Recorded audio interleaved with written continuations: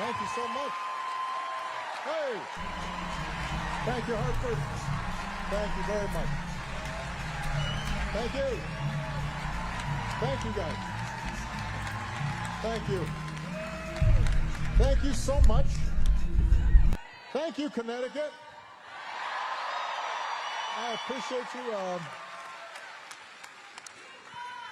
you. Thank you for the lumbar support.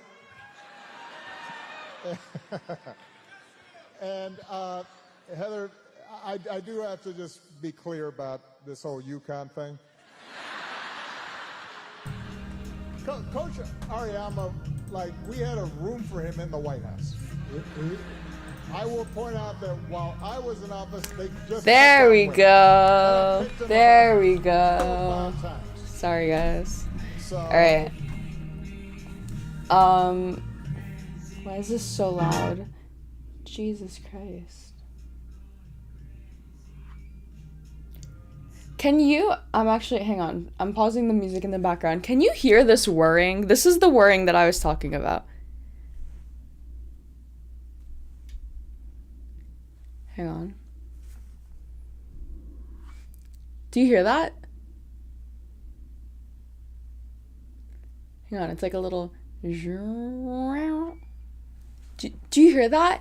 I think I took my Mac to the beach. It has a case on it. Like there's like a hardcover. It's like really scratched up right now. But like, so like it's fine. It's just, I don't know. I think they got like sand in like the cooling vent or something. This is so abnormal. Okay, I saw this while I was at work. Okay, that was about to be so racist. It was gonna be racist against myself. No, fuck it. I'm a bad Hispanic. I don't like soccer.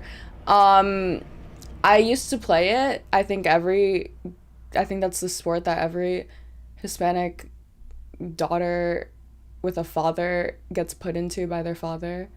Not that I was forced into it. Like, I probably did want to play it. I just, whatever. Was never into it, dropped it, skipped it. I think it's such a lame sport to watch too, because like, at least with football, at least with hockey, like, men are actually doing something. They're actually fighting with each other. There's actual, like, aggression, and, like, you can physically see things happening. With soccer, they're just kicking a ball across from, like, field to field, and, like, if someone gets hit in the back, they'll, like, hunch over and start holding their head. Like, oh my god, I just got, like, oh my god, oh my god, oh my god. Like, everything is so dramatic for no reason. Meanwhile, in hockey, there's literal men, like, teeth flying, blood spattered, and they're like, put me in, coach. Like, that's so much more entertaining to watch. So I didn't even know that this was going on today. That's what all of this started with, was I didn't even know that the World Cup was today. I didn't even realize that this had already occurred. I didn't even realize that this...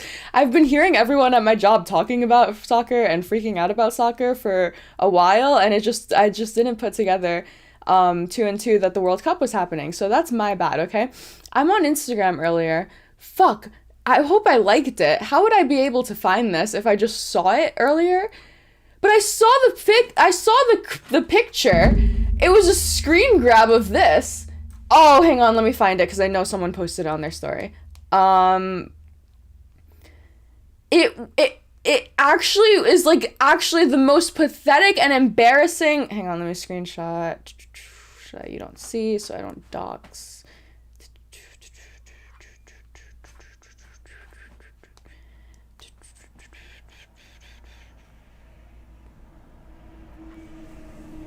This is unreal.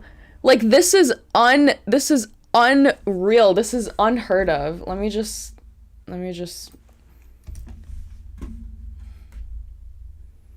Isn't this so cool that I can just do this? I hope it opens up to the picture. Wow, that's so good. That's so good that it did that. Look at this shit, okay? I saw this and I thought that it was fake. I thought it was AI generated.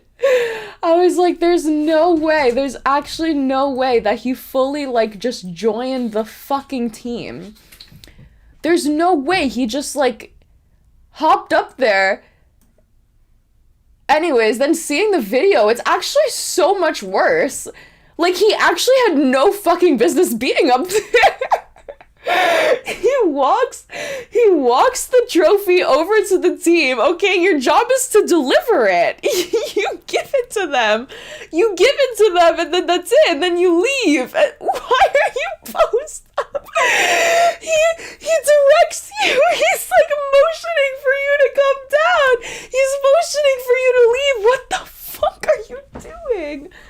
Like, and then he's just, if Biden did this shit, if Joseph R. Biden was so fucking cognitively declined, cognitively unaware of where he was, that this motherfucker thought he was on the winning team of the World Cup, sitting there bouncing his knees like he's part of the fucking, like, look at him. He's just a senile old man. He just sees people cheering and he's just cheering along with them. He doesn't know what the fuck is going on. He doesn't know what's happening. Like, if Joe Biden just look, this motherfucker is literally bringing him into the background so that they can get pictures without him visible in it.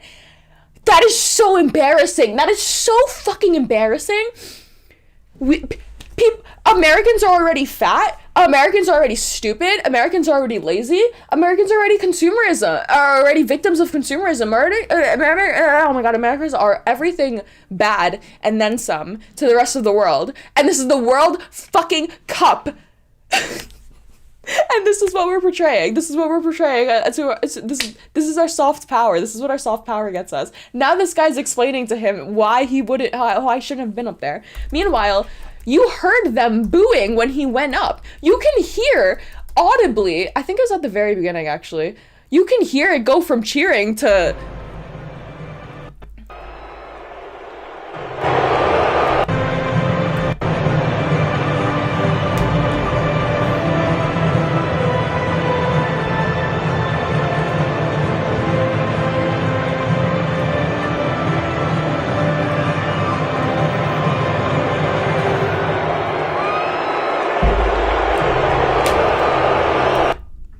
Y'all heard that vibe switch, right? Like, we all heard that. That was insane. Like, one more time.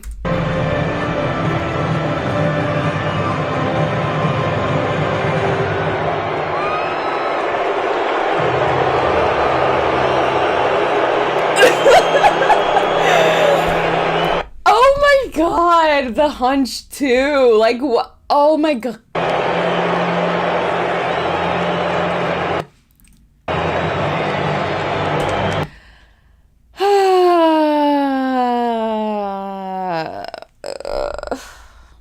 It's just so embarrassing. It's just such a joke. It's just so... Who even won the World Cup? I'm sorry. Also, too, motherfucker, who do you think is the demographic going to the World Cup? Do you think everyone inside that stadium... Yo, I wonder if they citizen checked everyone at that stadium. I wonder what the precautionary measures were.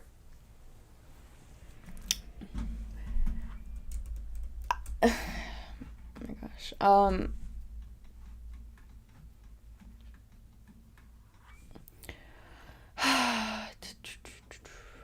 Is that a new mic or have you always had that? No, I've always had the blue. Yeah, you can go back to my intro videos. I used to have it like straight up in my face though. Like I used to literally be talking into it like this. But I yell too much to do that. So now there's space. So I don't make you guys want to kill yourself.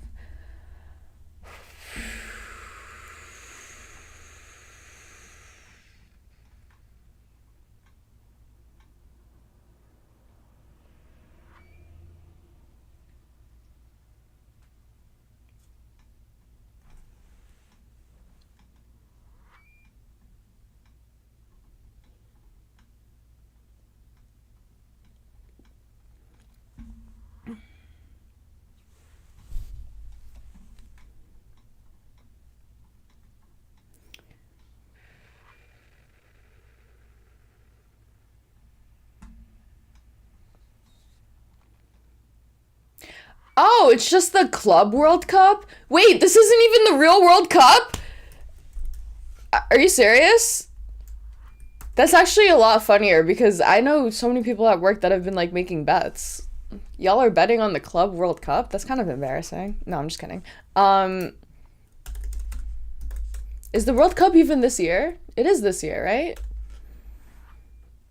It was wait, I'm so confused. No, that's so cute that I just got serenaded with fireworks. That's adorable. Do it again, do it again. Do it again, do it again. Yay! See, why can't we do technology stuff like this? I want like an overly animated graphic for. I used to love submitting my assignments on Schoology after they started doing the little rocket thing. I think Canva does something similar. Wait, so when's like the real World Cup? When's the real World Cup? Is it in 2026? The fuck? Oh! I'm so retarded.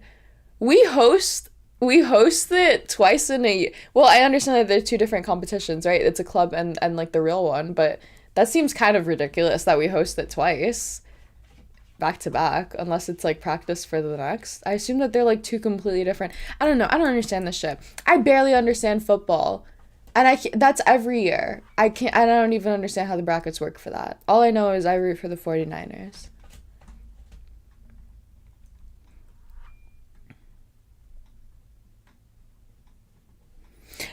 I do. I need a dono gif of Trump bouncing. I need this as a gif. This is like the biggest like. Oh my god, this is beautiful. This is just me. Is there a better quality version? This is 1080. This is definitely not 1080p. Liars.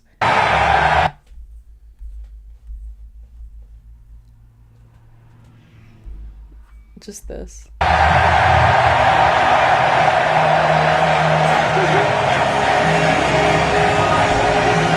I missed that.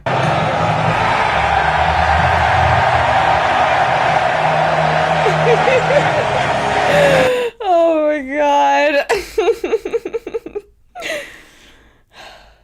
Jesus Christ. And I can't, the fact that they're like, he's literally like pushing him into the background, like he's literally shoving him into the background of the photo.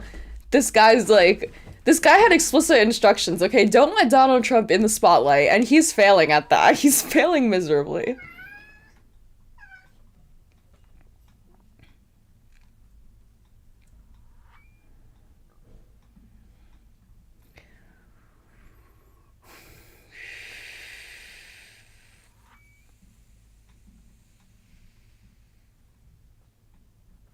I don't know if you can hear the whirring.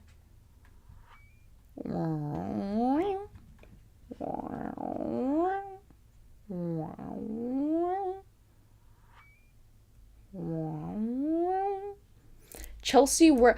Oh!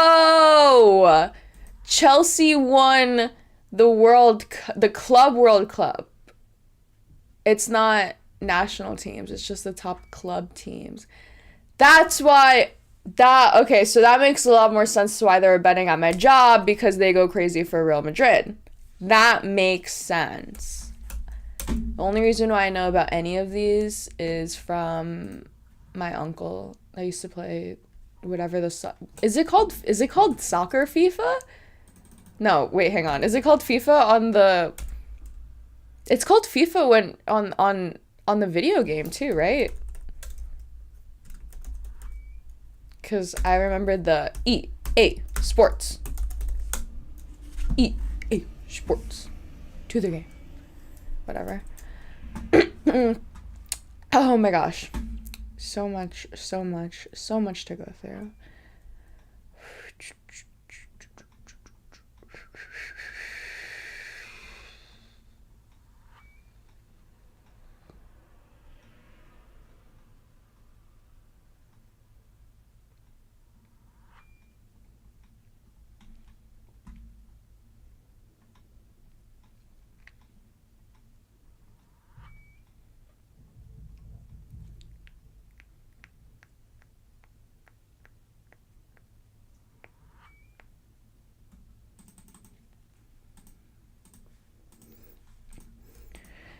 He's literally the little brother that you bring along that accidentally involves himself in things he's not wanted at. Yeah, that was me. I remember I had to bring my sister. Me and my sister have like a pretty fat age gap too. It's like 6-7 years. I had to bring my sister with me all the time when I was hanging out with my friends in like middle school. So I was like 13, walking around with like a little 7-year-old attached to me. That's probably like a really funny sight.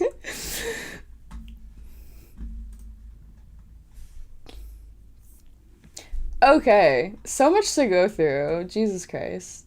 I actually have segments today because I care about you guys and because this was supposed to be yesterday. Sorry.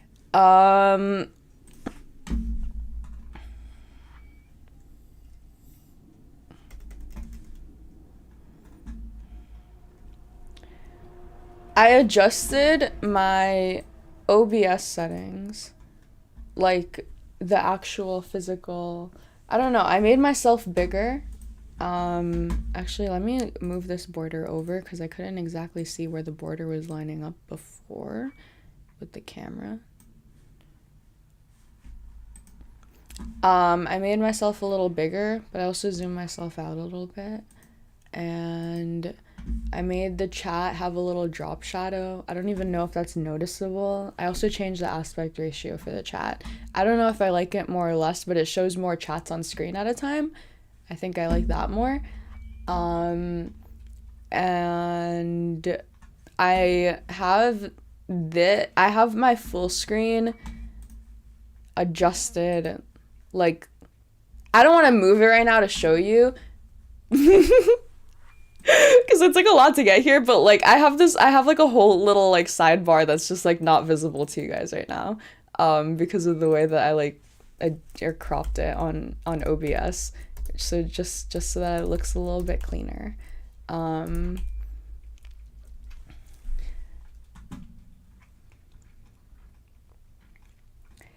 And that is that. Okay. I need to do updates on the birthright citizenship thing. What's even going on with this? I don't even know. I said I was gonna keep up with this. I said I was gonna keep up with this in the Iran war, and I stopped caring about the Iran war. Not that I stopped caring about it. It's just after the ceasefire, it seemed like nothing was even going on, and it seemed like that was gonna be the end of MAGA caring about that, because there was, oh, well, Trump actually did fucking own them so bad, and they actually ceasefired so quickly, and they wouldn't have done that if we hadn't nuked them, and whatever. Not that I stopped caring about it, but it became rhetorically ineffective for me to hyperfixate on learning everything about it.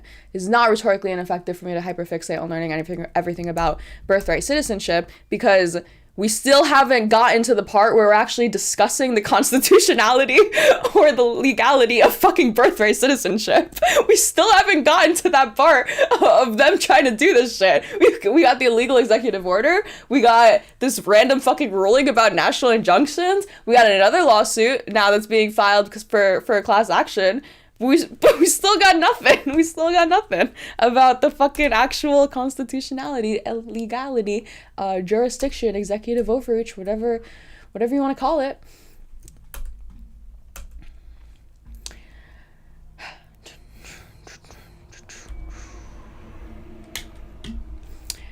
Oh, I still am doing big beautiful bill stuff, but just not today. I still am keeping track with that. Yeah.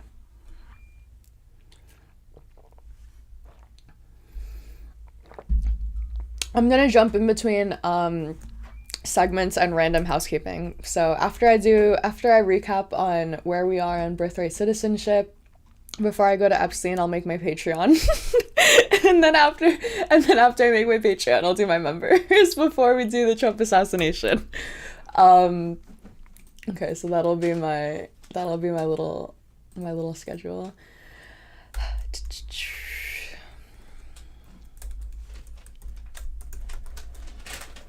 Hey, no.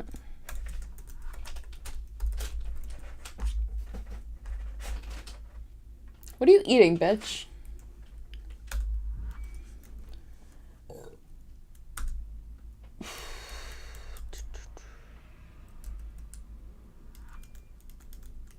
I also need to start incentivizing these if I'm gonna set up a Patreon of members. And I forgot to tell everyone when I gave them over. Oh my god, I need to get better at this. I forgot to tell my Discord. First, let me drop the Discord. Link expires after 1 day.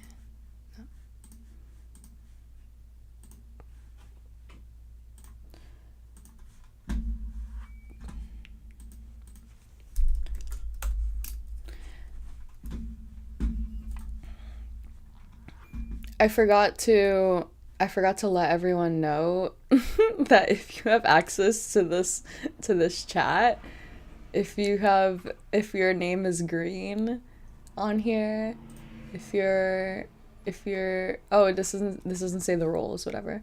If you're considered, I think it's notable, then you have access to this live channel and you can just join in whenever I'm live and just chat.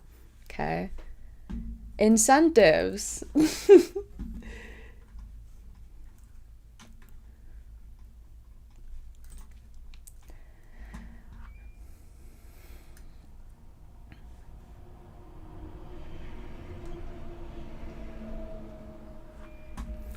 Okay.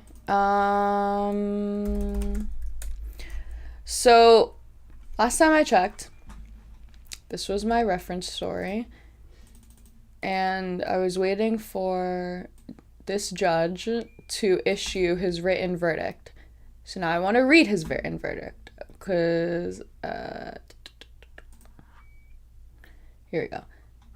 His written order. So this wasn't here last time I checked the story. This was an update on the story. Because this is a side tangent solely for Adlink. This is solely for Adlink.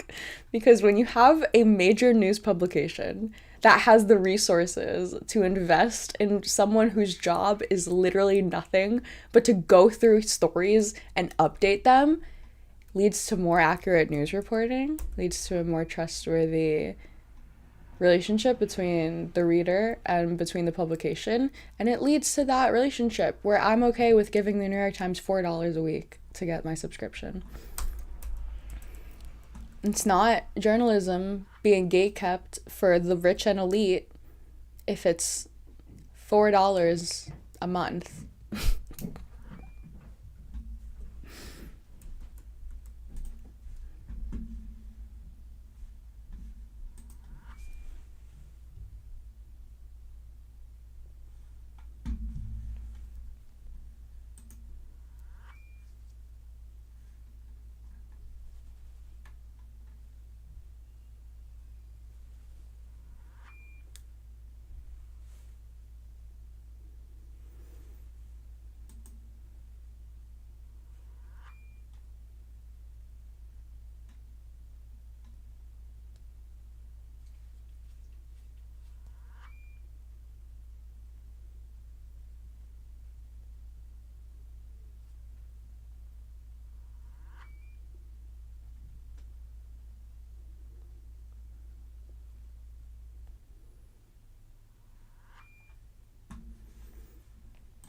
I'm sorry. I can't pop out chat on this browser. I don't know why. Like whenever I try and pop out chat, it doesn't work on this browser. It works on Arc, it works on Safari, but it just doesn't work on this browser. Like whenever I try and pop out chat. So I have to look at it on the main whatever page. Which is kind of federal. But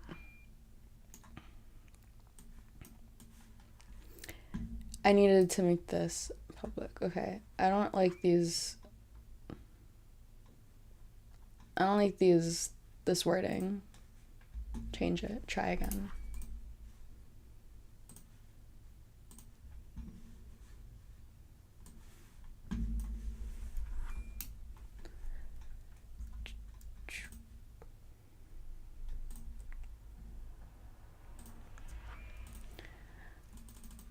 Okay.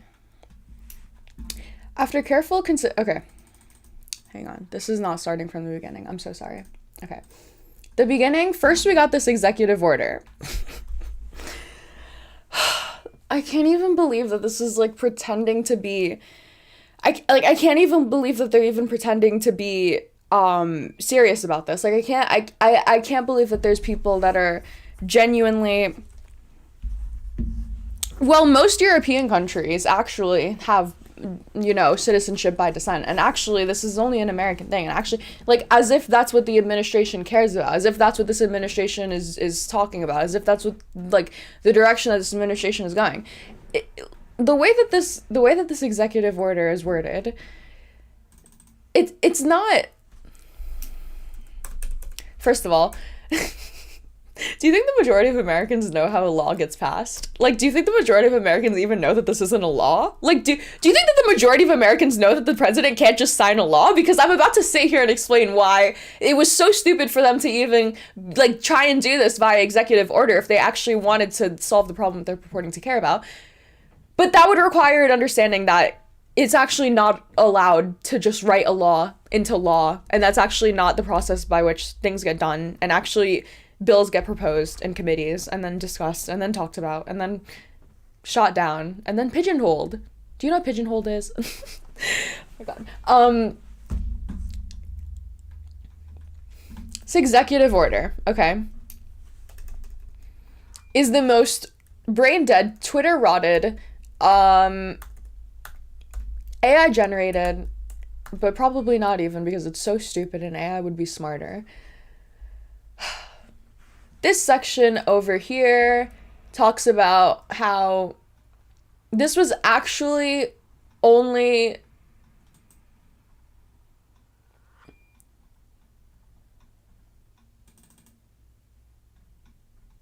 I'm sorry, do they even say it in here that this is just for slavery? Oh, they actually don't even say it in the executive order. Okay, they just insinuate it. Okay. This executive order is talking about the 14th Amendment. It states, all persons born or naturalized in the United States and subject to the jurisdiction thereof are citizens of the United States. Then it says it rightfully repudiated the Supreme Court's shameful decision of Dred v. Scott. This was the case where the guy was on a train, and I think he was like biracial. He had like a black dad or black something or whatever, and he was on a train.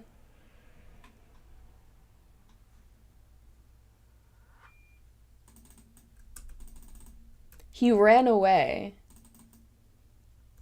Oh, I'm thinking of a different case. Fuck, I'm sorry. I know there is a case where, was it the separate but equal case? Where the guy was on a train and he was like 1/4 black or something, and he was sitting on the whites only part of the train. And then it was like ruled that even if you're like a little bit black, even if you're like only 1/4 black, then you're still like considered fully black, and you still aren't considered a citizen, whatever. I'm thinking of a different case. 1846, an enslaved black man named Dred Scott and his wife sued for their freedom. They claimed that they were free due to their residence in a free territory where slavery was prohibited.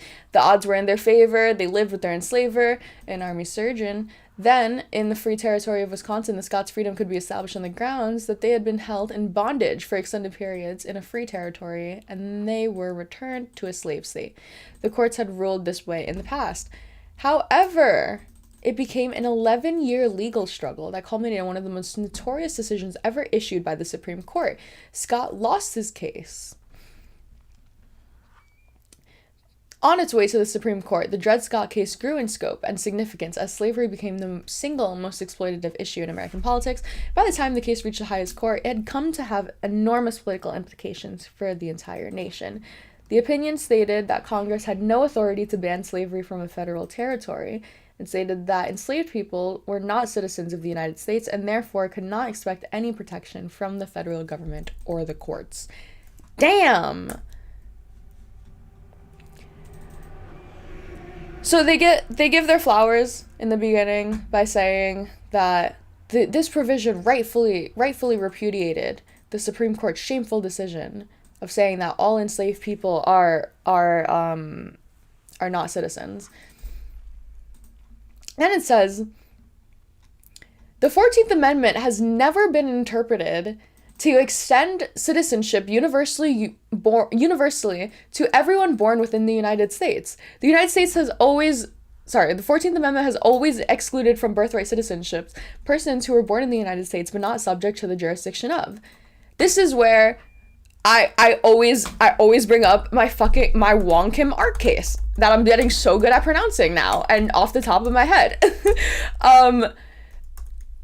It was established in this case in 1898 exactly what it means to be under the jurisdiction of the United States. It was established exactly what it means, and it is everyone except for foreign diplomats and prisoners of war. That's it. Those are the only people that get constituted as not subject as jurisdiction to the United States. So it's not the 14th Amendment has never been interpreted. No one's ever had such a big brain as me. What if when it says subject to the jurisdiction of, it actually just means the white people. Like, what?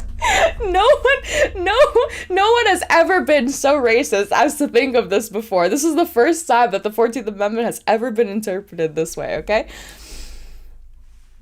It goes on and on and on, okay? What this executive order aims to do is make it so that if your mother, and the reason why it's going off of your mother is not patriarchal, which I saw some lefties getting mad about. It's because that how do you know that the dad is the dad? Which sounds so bad, but like genuinely, like you gotta make sure that if the mom is illegal, it's got to be from the mother, because that's definitely the mother. Okay, that's definitely the mother. Father is questionable. Father is always questionable, but that's definitely the mother. When that person's mother was unlawfully present in the United States, and the father was not a United States citizen or a lawful permanent resident at the time of said person's birth, or when that person's mother's presence in the United States at the time of said person's birth was lawful but temporary, and the father was not a United States citizen or lawful permanent resident at the time of said person's birth. Basically, if you're here on an education visa, if you're here on asylum, if you're here on your pathway to citizenship, if you're on the list, even if you're married to a U.S. citizen, actually, no, if you are married to a U.S. citizen, you're fine. But other than that, this was my question when I was reading through this in the beginning, when I was first seeing this executive order, okay? If it is the case that, like, if you're married to a U.S. citizen, because that was my first idea, right? If you're married to a U.S. citizen and you're undocumented, or you're on the wait list because you're married to get your citizenship, right? Or you are, like, going through that paperwork and on that pathway, and let's say you have a baby, like it's like a shotgun wedding, or not even, you guys have been married for like a while, and now you're just now getting on like the paperwork list, right? And you have a baby now. Could they theoretically deport you when you're done giving birth? Like what? I would love to ask a MAGA this and hear what the argument is. Like, so you would take the baby, right? The baby is considered a citizen because the father is a United States resident, right? Like, this is only applicable when the father is not a United States resident, right? The father is not a United States citizen, and then the father is not a United States citizen, right? If you have a baby that is a citizen because the father is a United States citizen, but then the mom is undocumented because the mom is undocumented, after she gives birth, you're going to deport her. And if you don't deport her, you have to tell me why you're justified in not deporting her. And if you are deporting her, you have to tell me why you're justified in deporting freshly birthed pregnant. Like, either side of that situation for a MAGA to be on is just so strange,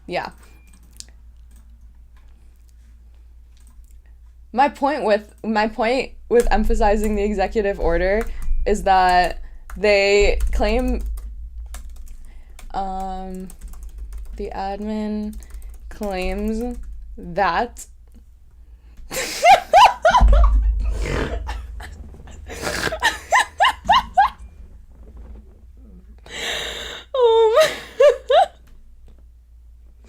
I'm so sorry for the slander.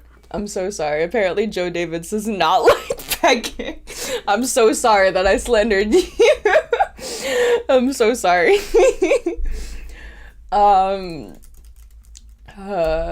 Claims that no one has ever thought to consider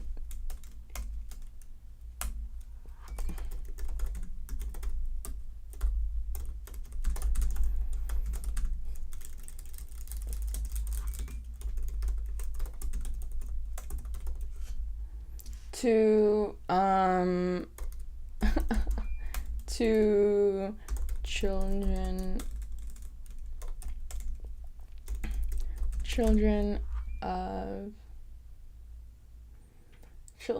of immigrants. The reason why it's not a unique insult is because it's not supposed to be a specific insult on an action that you enjoy doing. It's supposed to be indicative of a power dynamic that you enjoy where the woman is the one that is taking control. That is the joke. That is the insult. Thank you very much.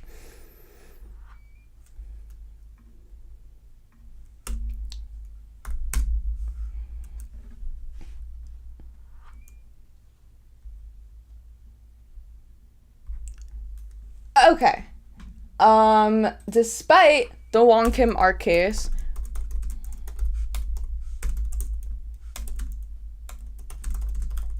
and numerous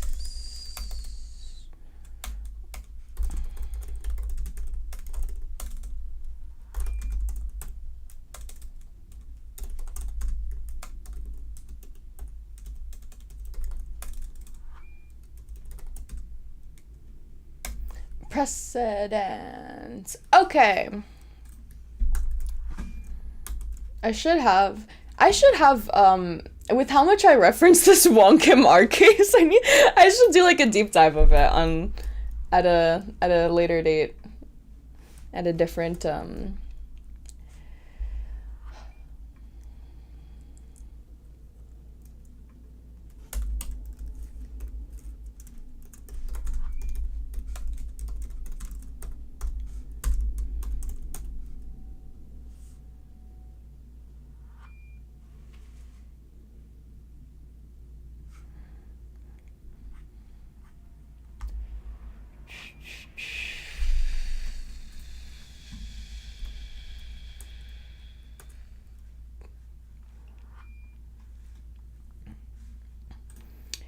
Okay.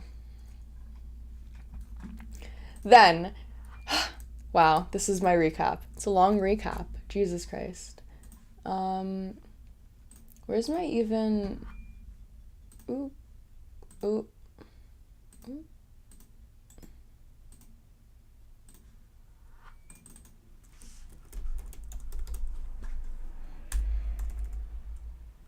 Timeline. To Birthright, citizenship.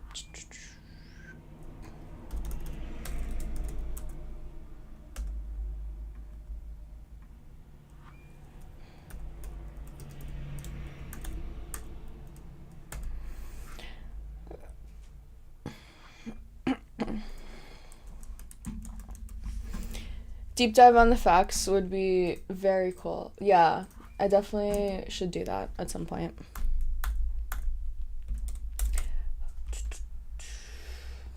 Okay. So, no, this was no. No. Boom. Okay.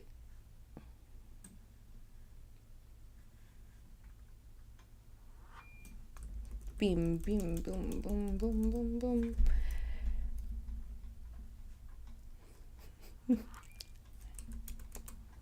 Peace out, Elser. Oh my gosh, that's so cute. It's a little dabbing emoji. That's adorable.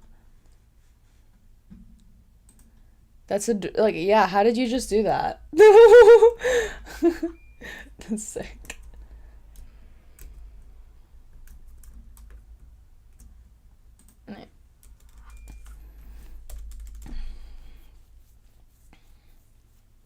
Okay, so this executive order gets filed, what, January? This is like the first thing that he does in office. It's like January 20th, 2025.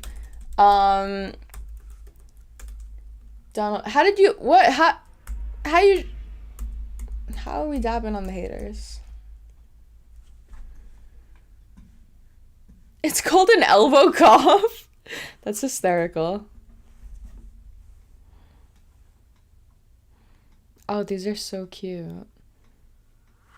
Oh my gosh.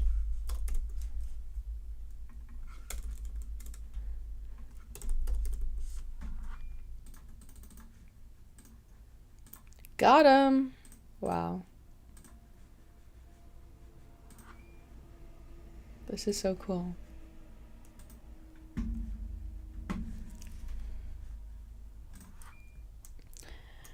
Wow. Do need big boom emojis. Boom, boom, boom, boom. Boom, boom, boom, boom, boom, boom. Okay.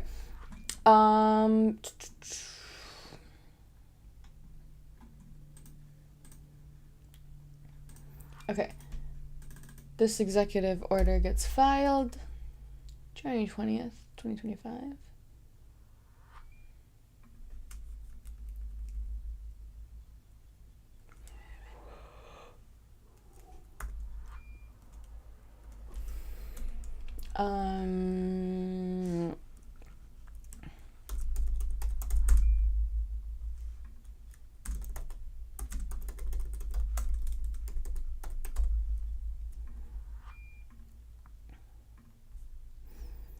Okay. So this case, so this order also, order set to go into effect,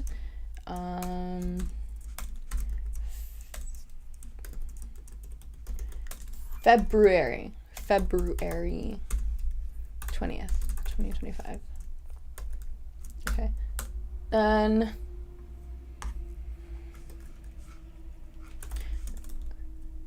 I need to start testing out this new AI instead of, because if I can switch to the Dia browser AI instead of ChatGPT. I don't even use ChatGPT that much. I just use ChatGPT for stuff that Perplexity sucks at. Like, Perplexity is really bad at, like, translating or thinking individually. And sometimes I want an LLM that actually will just pretend to be human for a second. Can you please just play fucking devil's advocate with me, Perplexity? Please. Please. Please. Just have a conversation with me, okay? It's very difficult, and it's very difficult to ask it just, like, random questions. So, what was I doing? Oh, I'm trying to train this AI to get into the habit of speaking the way that I want it to speak, right? When, after Trump signed executive order, what was it? Executive order titled mean value of citizenship, which lawsuit resulted in a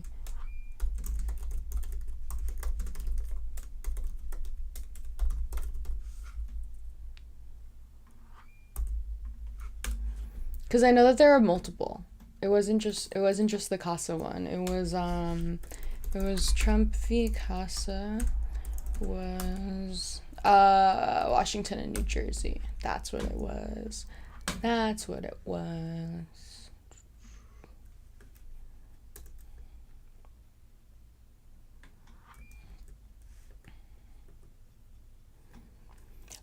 This is kind of a goated AI, not gonna lie. I don't know what what this is, like what the source is. But I'm a fan.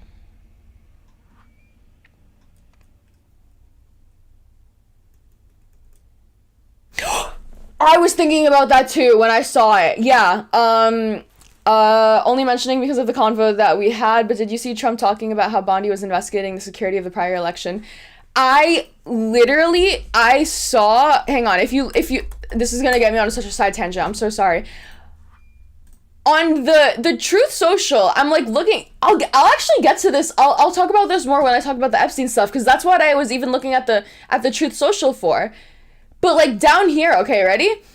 You have this entire thing about Epstein, this whole thing, Epstein and Russia, and Hillary Clinton and the fake emails, okay? And then talking about JFK and the Martin Luther King and all of this, right?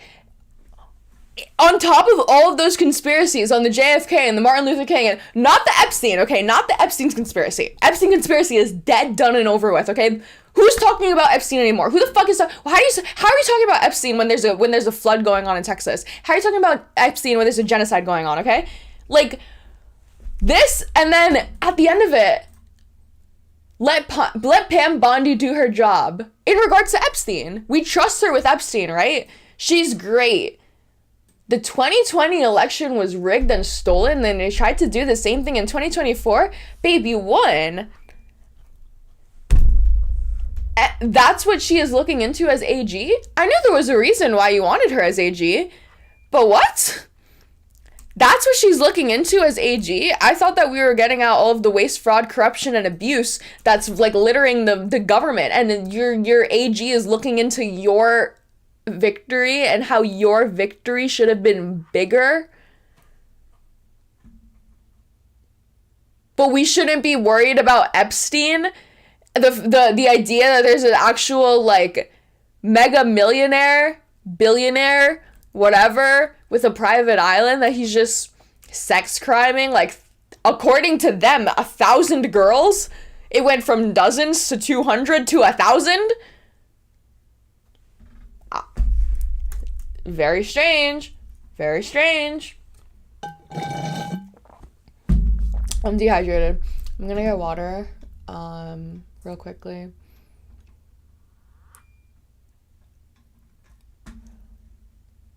I always wondered what CASA was. CASA of Maryland. I feel like there's something, I wouldn't be surprised. I don't want to be like too conspiratorial, right? But you do have to like, okay, look at the incentives. And Trump has every incentive to throw everyone under the bus. Like, everyone around him really is replaceable. Like, he has if you fuck up, like Mike Walls, like Pete Hegseth, like Pam Bondi, or like Dan Bongino or whatever, he has every incentive to get rid of you if you're hurting the base. Like, if he sees that he's losing his fans, his support, because of something that is going on publicly, he hates when people take public attention from him. He hates when the story's not on him. That's why he liked Mike Pence so much. That's why he likes JD Vance. That's why he didn't like when JD Vance was taking over the stories with the memes. Like, there's got to be a stronger incentive there to prevent him from doing that. And I don't know what stronger incentive Donald Trump has other than keeping himself out of jail. Because that's like literally exactly why. It's like one of the only reasons, probably like the only reason why he ran for president again, was just rewriting history, keeping himself out of jail. Like, I don't, even with like Pete Hegseth, like, there's something going on with the amount of fuck-ups that Pete Hegseth has done. The reason why he's still there, yeah, he's really loyal to Donald Trump, but it's gotta be like, he's gotta be doing something for him. Like, there's gotta be another incentive there other than just loyalty, because you can get loyalty from pretty much everyone, and he does.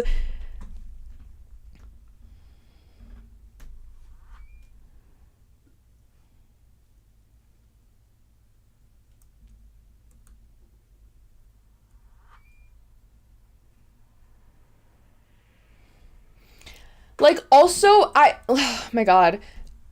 Can Daya find me this clip? Find me the clip of JD Vance. Like, why do they want Matt Gaetz in there? I'm sorry.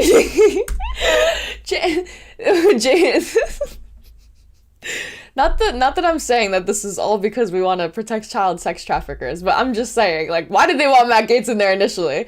Find me a clip of JD Vance saying that the Attorney General was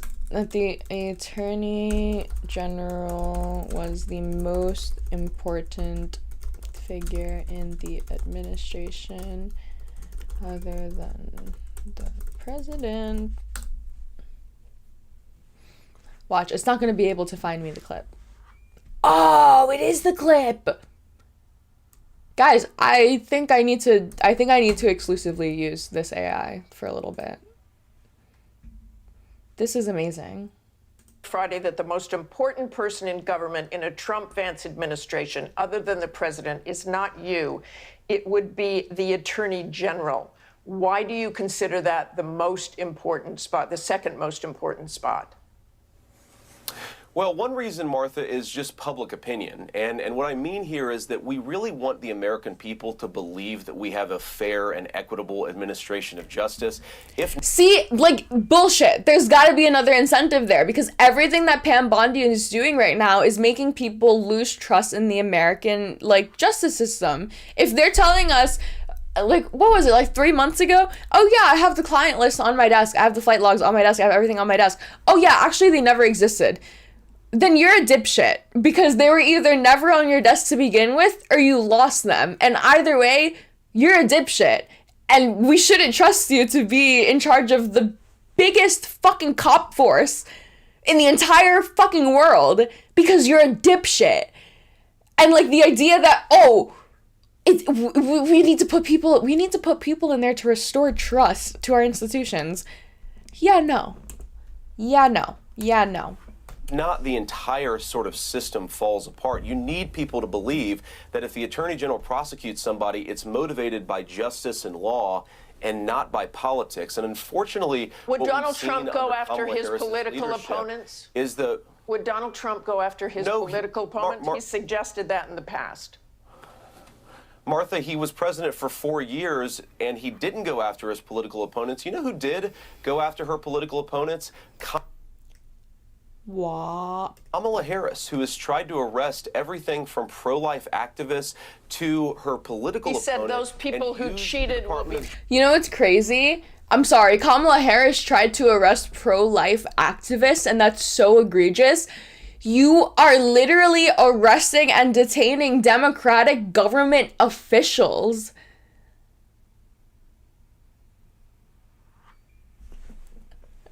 Where's my soundboard? Like, what? Boom, like, boom, boom, boom, boom, boom. I'm sorry.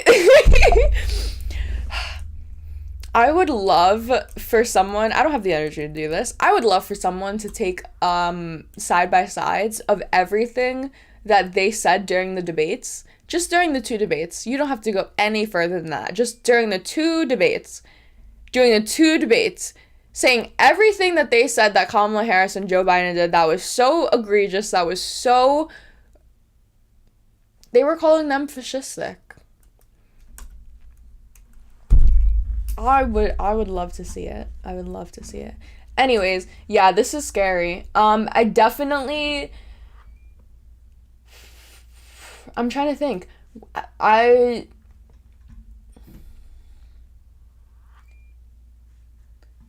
What role does Matt Gaetz have right now? Is he the deputy, or am I making that up? What role does Matt Gaetz have in government right now? Did you ever see the video of Gaetz on the airplane where someone recorded his text conversations with mom? No. Jesus Christ. Okay, thank God. He's not anything. He's just a talk show host. Thank God. Thank God. Thank you. Thank you.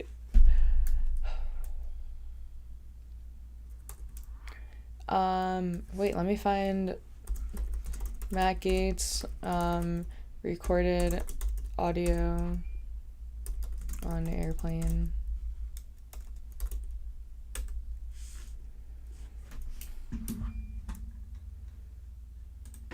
I have a cautionary tale. Be careful who's looking over your shoulder when you're texting, folks. In case in point, former Congressman Matt Gaetz. Remember him? Well, Barely, thank God. Well, he was caught texting his mommy in a video secretly filmed by a fellow airline passenger.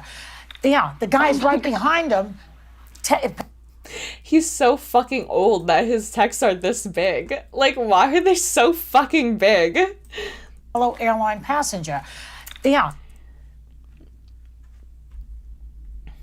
MAGA will turn on you. You will lose viewership. Your days in Congress are over. Practice of law. Let's not mess up the media gig. The President Vase has been a very good friend to you. He hates betrayal. Be smart, not stubborn. That's insane for your mom to be telling you to suck dick to the president. The guy's right behind I'm trying to guide him, not criticize him, Mom. him, taking pictures of this. A video posted on TikTok.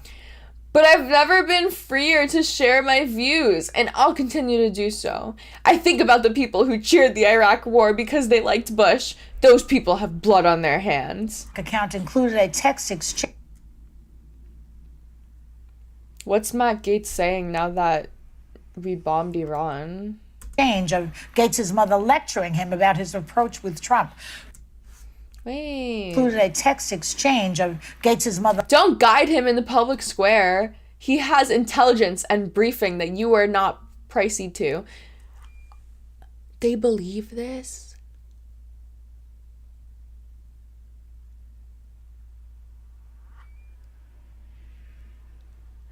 They believe that? Like I'm sorry. I'm sorry. I'm sorry.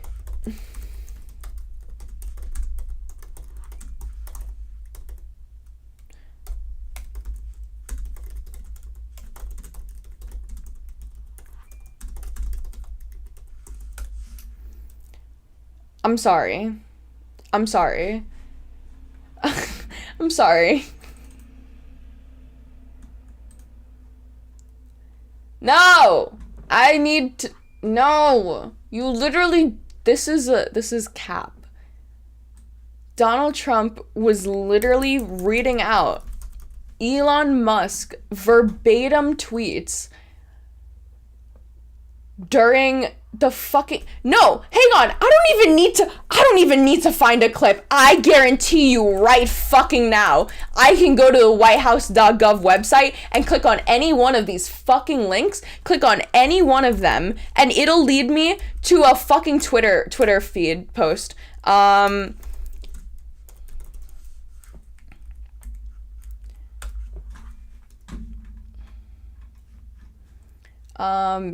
They always do it with their fact checks. Fact sheet. Fact sheet. Fact sheet. Fact sheet. Fact sheet. Oh. Oh, silly me. I thought that they would source their fact sheet. My bad. They actually don't. They actually don't do shit to that, actually. Are you serious? They don't fucking source anything? Oh, what am I thinking of? What am I thinking of that they literally fucking link to Twitter posts?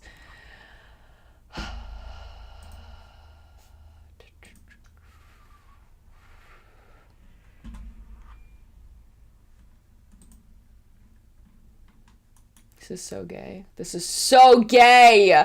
Oh my god, what a faggot. Oh my god. Oh my god.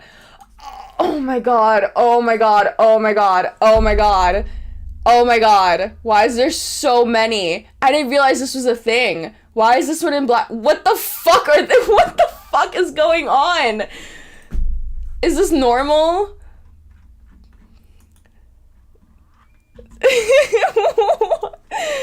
Oh my god. Oh my god. Hang on. Briefing's insane. What? Why am I lagging out right now? What the fuck is going? Oh no, I'm not lagging out. It's just my mouse.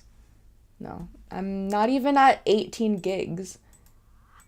It's just my mouse. My mouse is just lagging. Okay.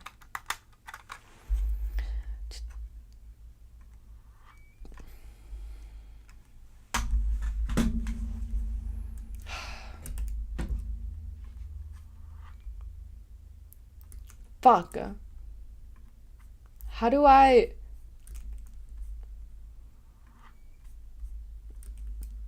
Why do none of these have... It's actually really concerning to me that none of these have a single fucking, like, link on them.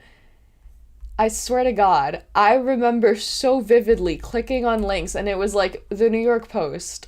It was, like, fucking, like Breitbart and X and, like, you have access to government databases. That was my point with all of this. Fuck, I can't find it now. Someone find it. Oh my God, I can't... Oh, it's gonna frustrate me so bad.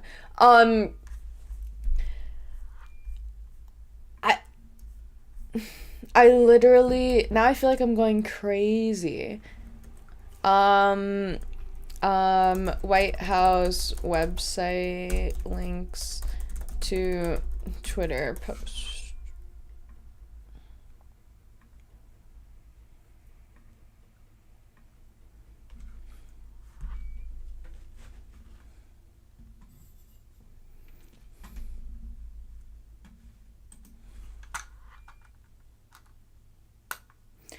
Okay, why didn't I just do this before?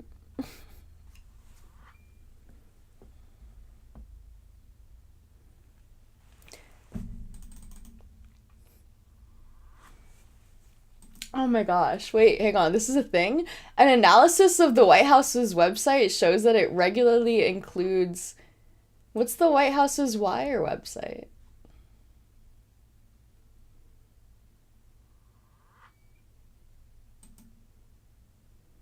What it... Wait. Whoa. What?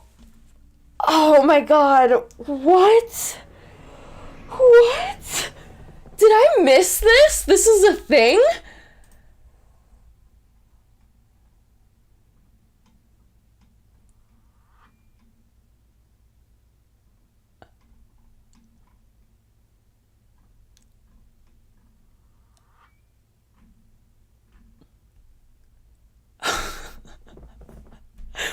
We're just straight up North Korea fucking propaganda. I'm sorry. You're not even writing the fucking stories? You created a White House government sponsored website. Government funded, government maintained, government URL to link to the Daily Wire? Oh my God, I'm done. We're cooked. We're cooked. There's actually nowhere else to go from here, because if I were to show this to a Trump supporter, hey, what are your thoughts on this? Any reaction I get is going to make me kill myself. Which I would never do. But it's either gonna be, oh yeah, that's super base that the president wants us to go and learn all of the information that he wants us to. Or if they believe these news sources, right? If they acknowledge that these news sources are all like super factual, right? Oh, the White House wants us to be well informed, and they're creating a list of trusted sources like Breitbart and the Daily Wire, and Fox News, the most trusted of all of the sources, right? Or if you acknowledge that this is all propaganda, then you just shrug it off and you're just like, okay, well, I mean, this is Trump, so obviously he's gonna put stories that support Trump. Like, come on, do you expect him to do something else? Yes, I do. I expect better from the president of the United fucking States. It's a really good country. It's a great country. It's a phenomenal country. We're really smart. We're really talented. Really good at doing things. Really good at figuring things out. Really good at innovating things. Really good at communicating with each other. Really good at diversity. Really good at assimilation. And it's a really phenomenal, really great country. And for you to have access to a literal world of knowledge at your fingertips on one of these, on top of the fact that you are the president of the United States, that you have an obligation to access the resources that are exclusively given to you as the president of the United States to inform us, the American people. Do you realize what this incentive structure is, or what this like information like loophole is? They're creating their own fucking stories and creating them as fact. If the Daily Wire decides to put some bullshit post on X, or to feature some bullshit post on X where it's like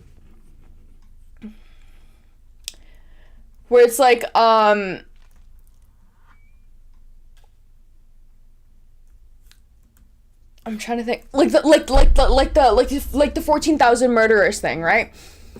If the Daily Wire, Breitbart, all of them, right, they're all posting on all of these different articles. Oh yeah, Biden let in 14,000 murderers. Biden let in 14,000 murderers. Biden let in 14,000 murderers.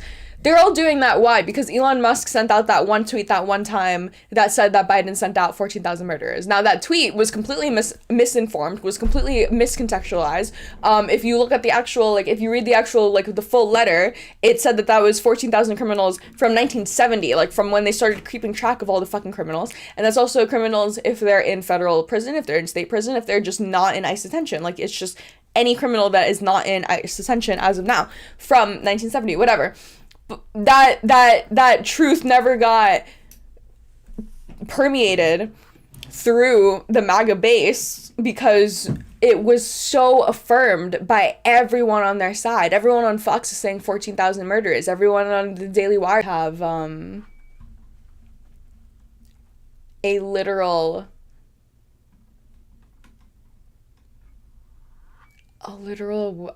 propaganda website.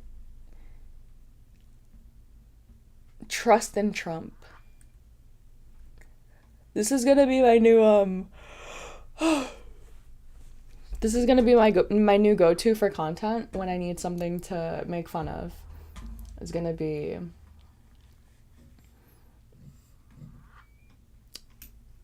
I'm going after this. Wow, Jesus Christ.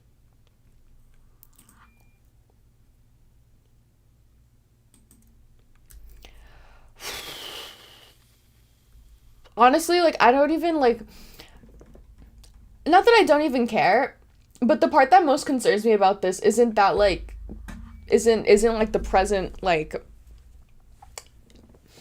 I have enough faith in humanity that enough people right now know that this is not normal for us to know that this is not normal, for us to realize that this is not normal.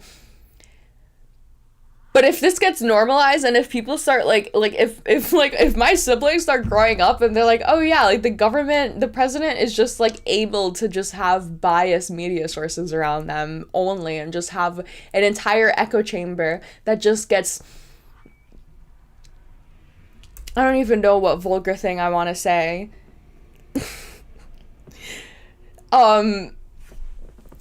Like, when you have an entire orgy going on every day at the White House just for Donald Trump, like, the public perception of that is that the president just gets an orgy every single fucking time he goes home to, I don't even know to what. What does the president do when they go home? Like, nothing.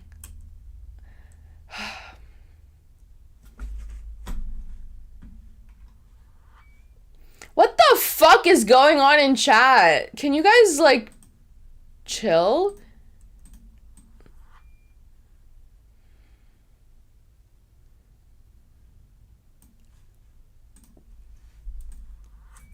Jesus Christ. Alright, I'm gonna get water. I'll be back. And then, wow, that was such a side tangent. Hang on, I need to save this website.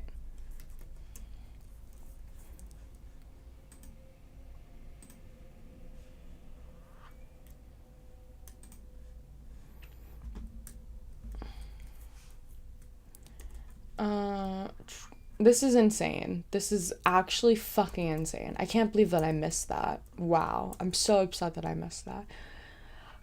Okay. Oh, wait, let me... I don't know why my fucking... This is working, okay. Hang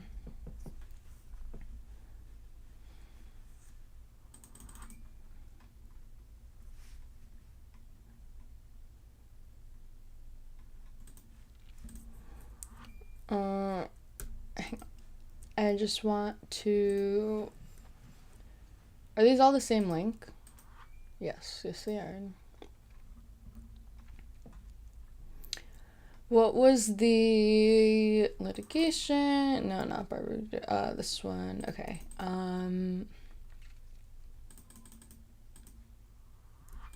Okay, this is the first one, State of Washington. CASA is the one that got made to the Supreme Court, and then this one is the New Jersey one. They were all the same exact injunction. They're all filed on the same day.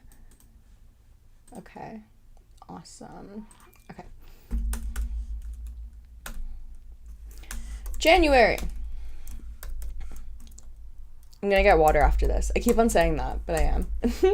January 21st, 2025. Okay.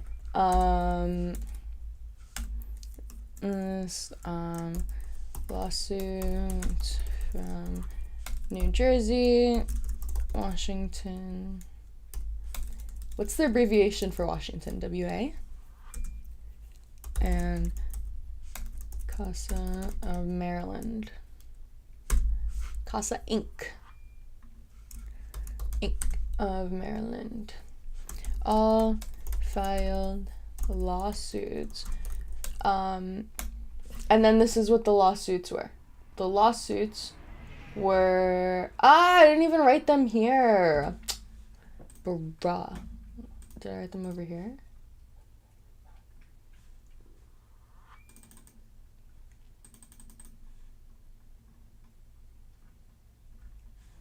Nope, nope, it didn't. Nope, it didn't. Nope, it didn't.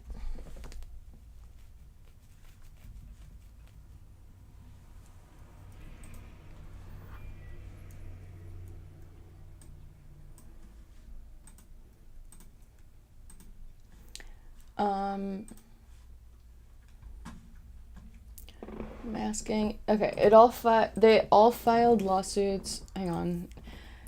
What specifically was filed by the plaintiffs prior to reaching the Supreme Court?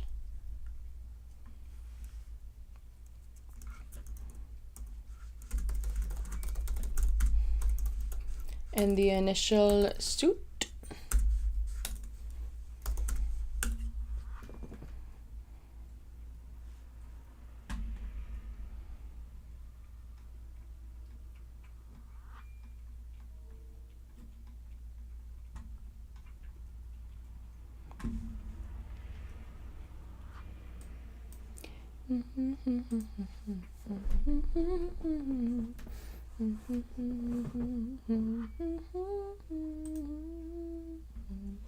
Filed lawsuits in federal district court. District court. Okay.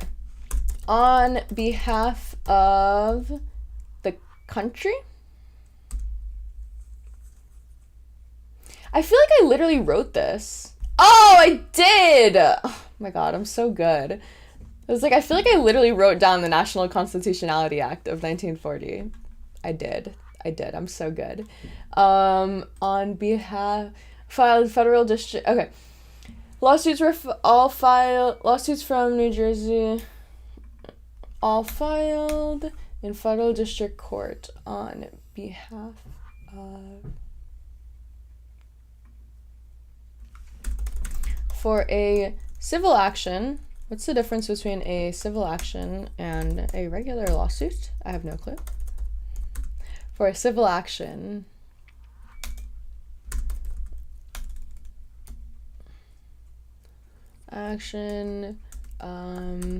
they requested a preliminary injunction to block. I always forget the N. I don't know why. Do I mean civil and criminal? No, I mean civil. I mean civil and regular. It says they filed a civil action in federal, like a civil. Does civil indicate that it's like appealing to a broader class of people? Is that opposed to like an individual, or is it just civil in terms of like this is like the statute that was filed? Is that what that means by civil action? Because like I'm just thinking of like class action and all the Rule 23 bullshit and whatever. Does that have anything to do with that, or is that just like the technical whatever statute that they were filing for? Requested a preliminary injunction to block implementation and enforcement of illegal executive order.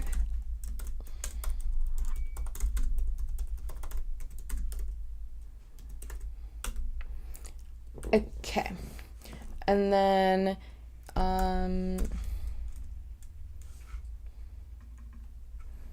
they did this.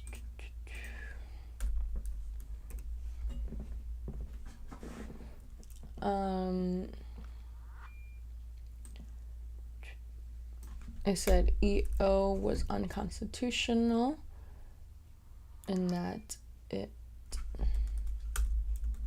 conflicted with national.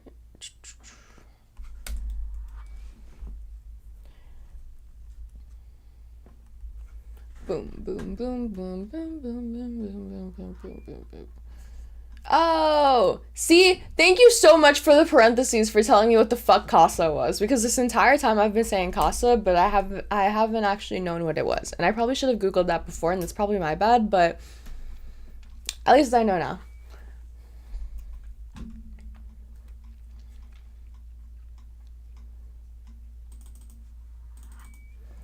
Okay, are all preliminary? No, there's no way all preliminary injunctions are national ones. It's a preliminary and nationwide injunction, right? There's no way.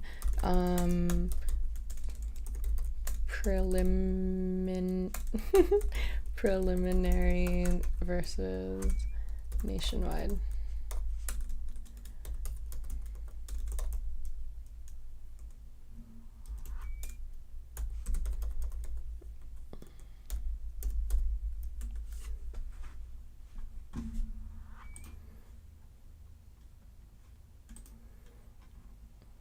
Okay, solid.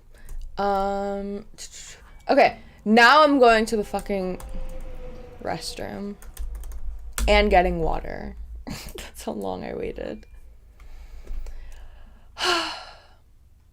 Oh, that seems like that's a shit show.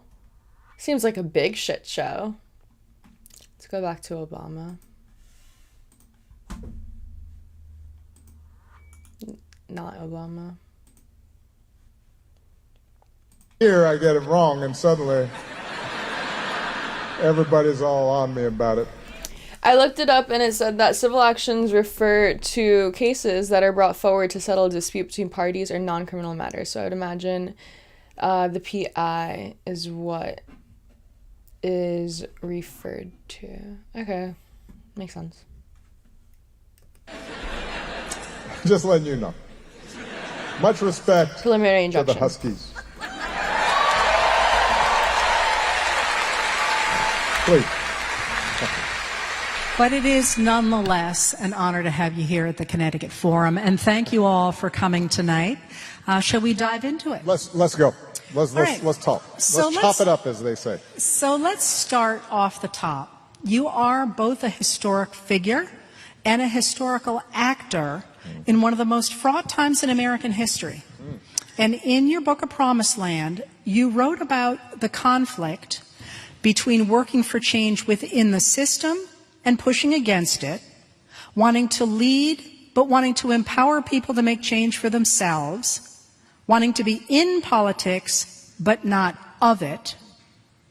What did that mean for you in your early career, and how has it changed? How did it change when you were president, and how do you think about that now that you're out of office? Well, I've talked about this publicly before. I was not someone who, as a young person, said, I want to be president. I wanted to be a basketball player, architect. There were a bunch of different things. Politician was not on the list. The way I came into it, I was inspired by social movements. I was inspired by, in particular, the civil rights movement that I had been too young to participate in. My role models were people like Bob Moses and Diane Nash and the Freedom Riders. And then, after I'd started community organizing and then went back to law school, this is a moment when solidarity is rising in Poland, right? And the Berlin Wall is coming down, and Tiananmen Square is happening, and the people power in the Philippines, and so you're seeing a sense of ordinary people rising up and taking control of their lives and overthrowing oppressive structures and systems, and so that's what excited me. But what I also recognized from studying with smart professors like you and doing a little reading, by the way, for young people here, reading. It's outstanding. Cat videos and TikTok's great, but every once in a while, picking up a book. What you came to recognize is that the success of the Voting Rights Act or the Civil Rights Act was first and foremost the courage and tenacity of generations of freedom fighters and the civil rights movement and Dr. King, but it was, in the end, also Lyndon Johnson. As flawed and tragic a figure as he was in a lot of ways, his capacity to overcome the constraints of his background and his politics as a Dixiecrat, and then say, you know what, at this moment in history, I'm going to help make this happen. That was important too. And figures who aren't famous in the Justice Department who made sure that the federal government weighed in on the side of equality and freedom. And that, I think, continues to be the recipe for change when our democracy is working.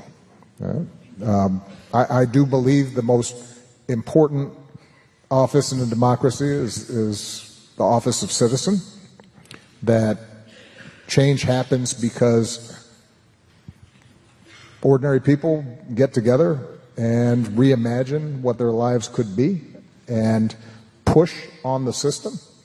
But I also think that you have to have people inside that system that can translate those impulses into laws and institutional practices. And you know, I've been on both sides of that equation, and there have been times once I was in office where I got pushed, and sometimes it was annoying to me, but it was necessary.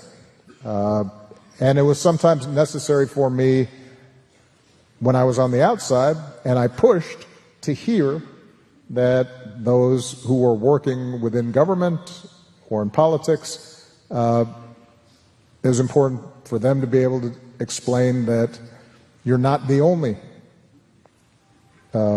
interest group, you're not the only constituency. There are other equities, and so we have to balance those equities. That's part of our job. I love Obama. I also like low-key, I just clicked on like the first video that I saw with Obama in it. I didn't realize that I also had my queen Heather Cox Richardson here. I love both of them so much. Actually, this sounds so strange, but I feel like I discovered Heather Cox Richardson when she was still underground. And that upsets me because she's like really famous now. And I knew about her like 2 years ago. Not that she wasn't really famous back then, because in order for her to be like discovered by a fucking like freshman in college, like that, like she had to have some reach. But one of my coworkers at work, we were talking about politics. I worked at a bakery, and all of the like workers there were like middle-aged women, and so like the perfect, and it was Colorado too, so it's just like the perfect Kamala Harris crowd. This was even before the election though. This was like before fucking midterms, or before the campaign, not before midterms, before the campaign even like officially started. And we were chit-chatting, and I was talking about all of the different parallels that I was seeing in history, about how like there comes like these like, I hate saying this because it feeds into all of like the stupid bullshit accelerationist rhetoric that I hear from people like Adelink, but like it is objectively true that if you look at the culture in the past like however many years, like it's been getting increasingly more accelerationist, more extreme, more it's like coming more to a boiling point. And so I was telling her how I think that like we're at the point now where, I remember this so distinctly because I still feel it. We're at the point now where there's too big of an intelligence divide for people to acknowledge that there is an intelligence divide, and too many people are afraid to learn anything else because they're afraid to acknowledge that intelligence divide. And so she was like, oh my gosh, she would love learn. And I was like telling her how I feel like this always happens, how this happens in history, how people get comfortable in their little bubbles. And like, you know, after we won World War I, it was like, oh my God, we are so fucking good at everything. We're so American. We're so based. We're so amazing. And then we just did like Japanese internment camps and like hardcore racism for like decades. And like that was just fine. That was just like in culture, and like no one cared about it, but we were so hyped up on all of the achievements that we had before that it was kind of like, you know, if this is like if this is the downside of it, then that's okay. I feel like now it's like that with like tech, where it's like we have all of these different insane like advances and all of these different like, you know, I can't even list them off, but like technology and modern medicine has gone so exponentially high that I feel like now like the takeaway is like now we can just be fucking assholes and bigots everywhere. I don't even know. Whatever. All this to say, then she was like, oh, you would love this newsletter. And she was like, every single day she wraps up everything in history and contextualizes it to other moments in history that have been like related to what's going on right now in current events. And I was like, there's actually no fucking way that someone has nothing better to do than sit down and do that every single day. And she's like, yeah, she's been doing it for years upon years upon years.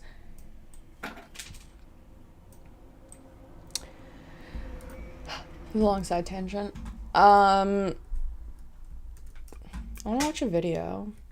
I actually, okay. The new season of Dexter came out. Or the new show. I fucking hate that they brought this motherfucker back to life, okay? I was just watching it. I watched the first episode. Don't spoil anything for me, please. I don't watch many shows, but the ones that I do are always like really, really long and intense and like binge and like take up all of my mental energy. This show, I have such a fucking bittersweet, such a love-hate relationship with this show. I hate this show so much. I actually really hate this show. It's so well written and I hate it so much.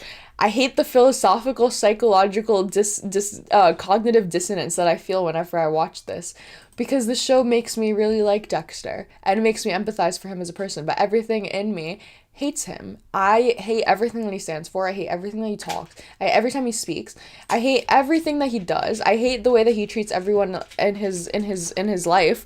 I hate the way that I hate the way that he conducts his life.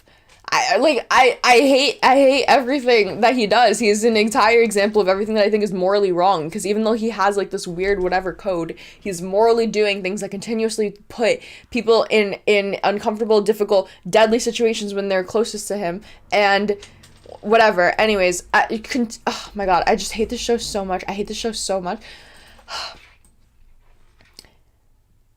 But I was watching it,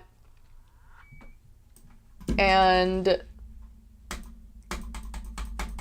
whatever. There was this line in the new show, in the first episode, where Dexter's like getting visited. So the whole plot of this shit is that, like, I'm sure you guys all know, but he's a serial killer who kills other serial killers. So it's like this moral dilemma of like, he has this code where he makes sure that he only kills someone who has killed multiple people before and has intention to kill again. And so he is like objectively saving lives because he is ending one life in exchange for however many countless lives would have been lost if that murderer were to go free and to be like loose, right? But it's also like, you know, I could shoot my head and then I'd never get cancer. But that's probably not the way that we go about it. Whatever. I hate that the show does such a good job of exploiting all of the different, like, little loopholes in, like, human psychology to make you feel bad for this motherfucker. I hate him so much. I hate what he does to his kid. I hate what he does to his kid. He is evil. But the reason why I brought all this up was because in the new season, I feel like they're finally fucking leaning into the fact that he's a psychopath. I've been feeling so much cognitive dissonance seeing this man interact with his child, or with like the way that he would interact, or the way that he would even talk about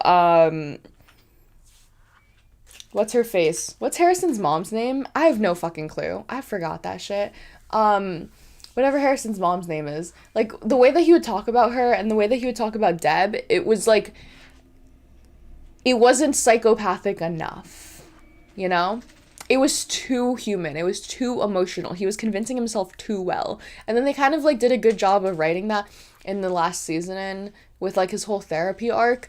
But then I feel like in this show, they did way more, like, psycho, like, you can see his manipulation tactics way more blatantly.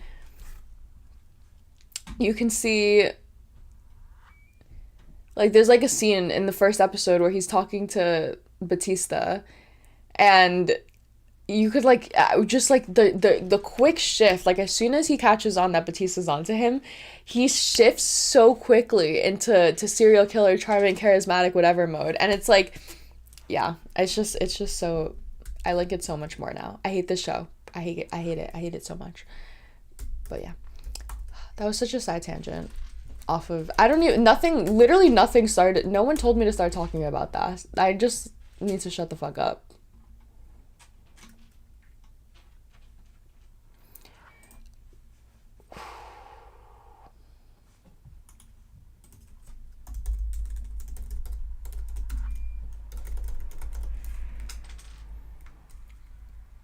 Actually, hang on.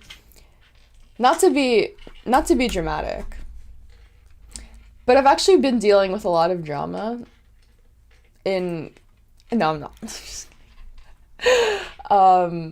There's, like, really random, like, workplace drama happening at work right now, but that's, like, just super stupid. Fuck, I saw Asmongold. I saw this clip, and I was like, this can't fucking be real. There's no way that this is real. And then I saw the full clip, and it actually is real, and it's actually really throwing me off. Is it on his Clips channel? There's a clip of Dean Withers going fucking ballistic about an anxiety pen. And, like, I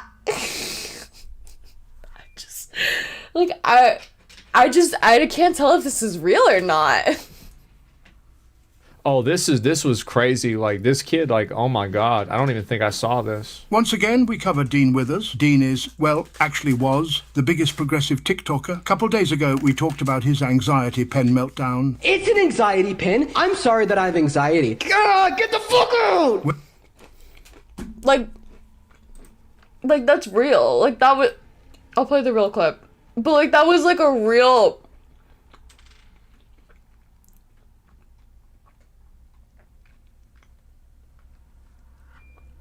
And this one?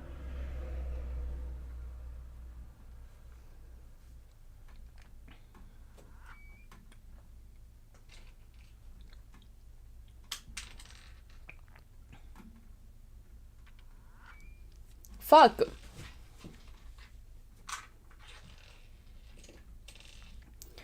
Didn't even... whatever.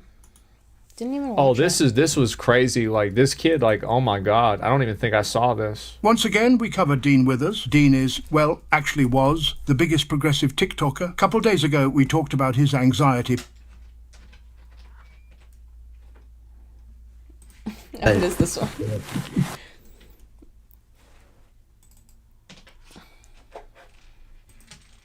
Cody and Joe, are you there? Yeah, is that a vape? Do I vape? No, it's a Yeah, I've fucking seen anxiety vape. pen. It's an anxiety pen, Joe. When will people get it right? Oh, right, I've seen you Cody, vaping. Cody. He Listen makes here. himself cry. Like, this is just so fucking funny. This is so funny.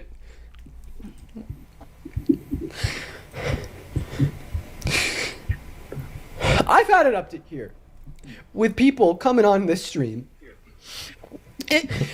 and telling me that I vape. Cody, I need you to hear me when I say this. I didn't say that. I don't vape.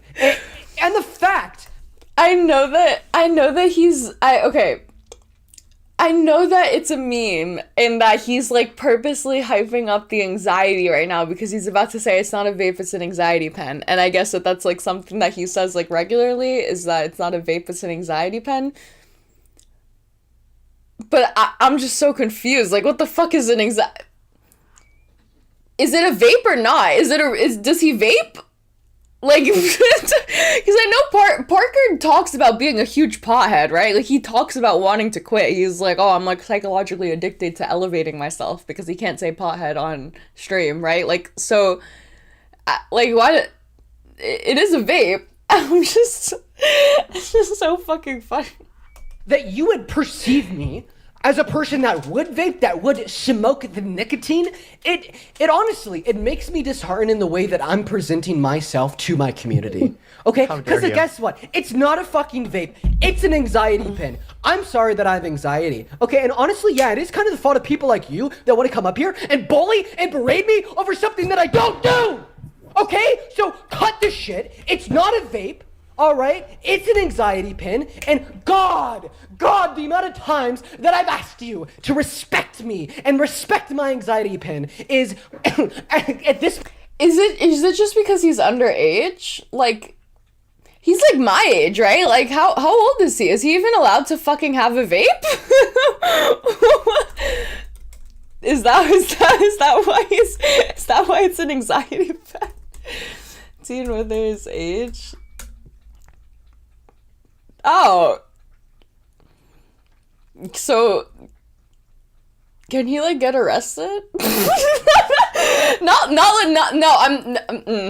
hang on, that came out bad. It's very interesting that you would be so bold as to be vaping so blatantly on camera, even if you're, like, covering it so that the camera can't, like, to that point, when you're underage, but then you're also claiming, or you're also threatening to, like, call CPS on people. I don't know. Why don't you call the cops on yo ass for underage vaping? Point getting ridiculous, Cody. So please, Justified crash out? For the final and for the billionth time, will you please just respect the fact that it's not a vape and it's not a vape and it's an anxiety pen and it's not a vape. Mad funny. Oh, this was crazy. Like this kid, like, oh my God, I don't even think I saw this. Once again, we covered Dean Withers. Dean is, well, actually was, the biggest progressive TikToker. A couple days ago, we talked about his anxiety pen meltdown. It's an anxiety pen. I'm sorry that I have anxiety. God, get the fuck out! Well, now he decided to grace us with even more content by kamikazing his whole career. Y'all ready? You answer my question. Do you think that you have the right to consent to 65-year-old men looking at your son while he's naked? Dean, do you have the right to ingest toxic chemicals into your body, even though you are not cognitively declared fit by the state as a minor? I wouldn't allow it. Do you think That's that my you have the responsibility as a right? father. Do you think that you have the right to allow it? Do you think if you did allow it, that you would be violating the consent of your child? They have no choice in the matter whatsoever. It's my decision as the parent. And I wouldn't put my kid in that situation. That's why I think pageants are weird in the first place. I would never...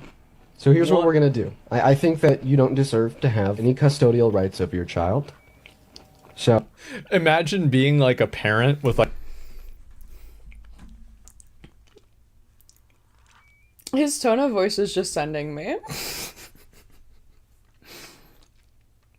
It's like me when I talk to my little siblings. Okay, so here's what we're gonna do, okay? First, we're gonna wipe ourselves, okay? Then we're gonna flush the toilet. Then we're gonna wash our hands, okay? We're gonna put on soap. Then we're gonna put it all over our hands, and then we're gonna turn on the water. We're gonna wash our hands, okay? Like, you're talking to a grown man and threatening to take away his kids. What the fuck is wrong with you? Oh my God. First place, I would never... So here's what we're going to do. I think that you don't deserve to have any custodial rights over your child. So Imagine being like a parent with like a job and some random TikTok kid just decides this based off of a conversation. And especially... I'm sorry. I forgot that, like...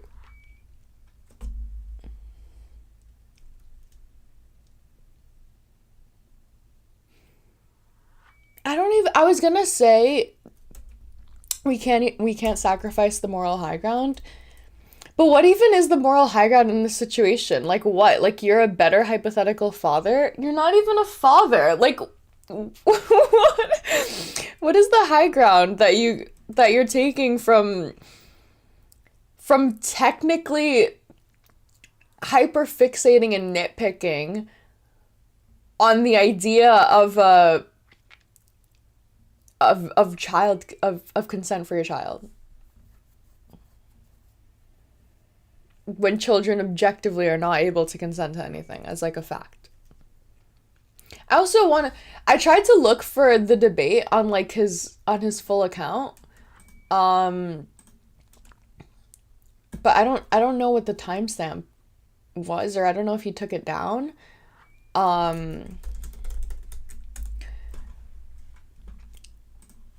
Like, I gathered that they were talking about beauty pageants or something to that effect.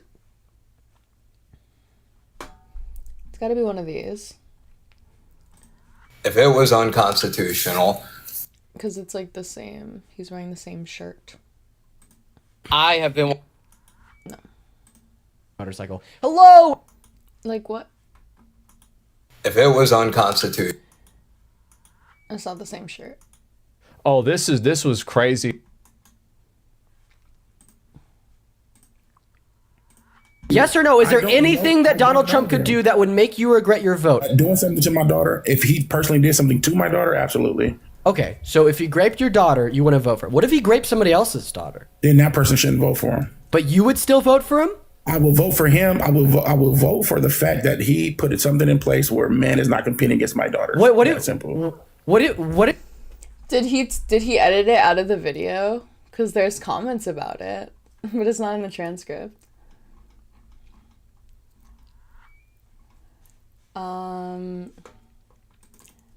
What did he say? I don't think that you deserve to have your child.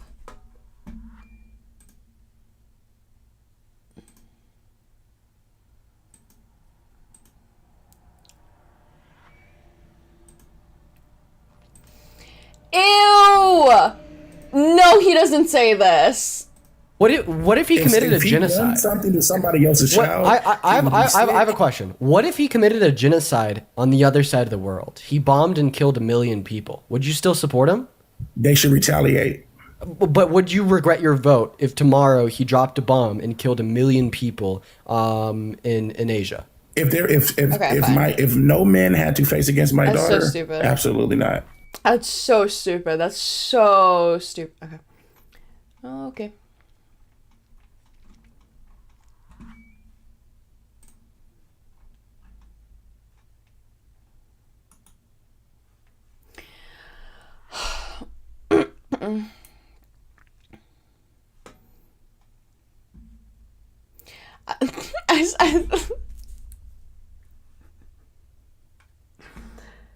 Have I said this before? I think I've said this on stream before. I still think I can't get over this. I think it's so funny that he just completely stole Brett Cooper's intro. Like, just like straight up, just like air readers who shockingly states I really just like straight up lines of the sea. Let's get into it. So I think that's so funny. That's hysterical.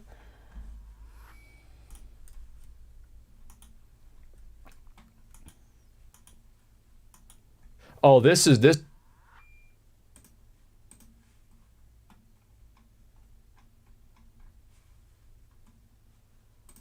Tucker Carlson made some pretty interesting comments about a certain individual. I don't like to vote, and but I did vote this time. And I don't like to vote because I don't believe in any of them. And this time I really felt like I know Trump well. All right. Just so everyone's aware, right? This is me doing this, right? Like this is not Hunter, right? And I'm pretty sure that Hunter did time you out earlier because you got a warning. But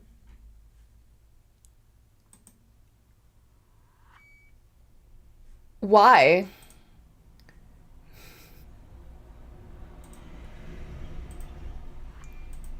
This is harassing me and my eyeballs.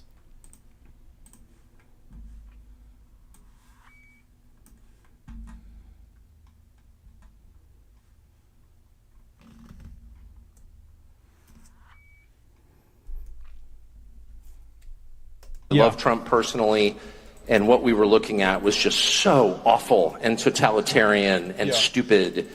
And it wasn't even the arguments that I disagreed with from the Kamala Harris. It's weird to even say her name now. Who was that exactly? It was like a bad dream. But it wasn't even so much the arguments I disagreed with, though I definitely disagreed with the arguments. It was the style of argument that drove me completely bonkers. Summarized most crisply by "shut up, racist." Yep. Whatever you said, it was "shut up, racist." And it's like, but wait, first of all, I'm not a racist, but that's not even the point. The point is, I just told you what I think. I just asked you an entirely legitimate question, mostly, what the hell are you doing? And rather than answer it, you didn't pay me the respect that you would a human being. You treated... They don't pay you the respect because they don't have it. It's used as a way to shut people up because they're afraid of the label. It's controlling people with language. Treated me like a slave or an animal by telling me to stop barking. Shut up, racist. Mm-hmm. And I won't put up with that because I'm not a slave or an animal. I'm an American citizen, an adult man who pays his taxes.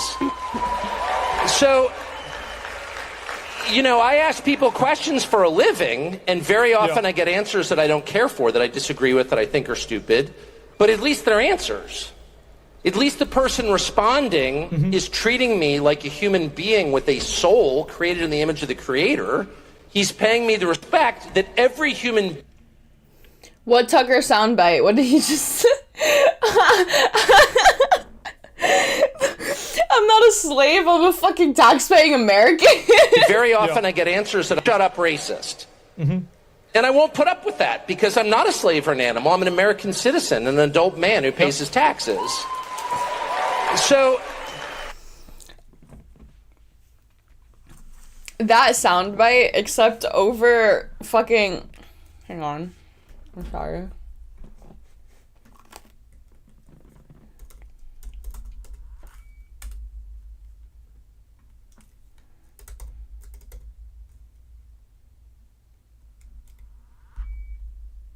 It's controlling people with language. Treated me like a slave or an animal by telling me to stop barking. Shut up, racist.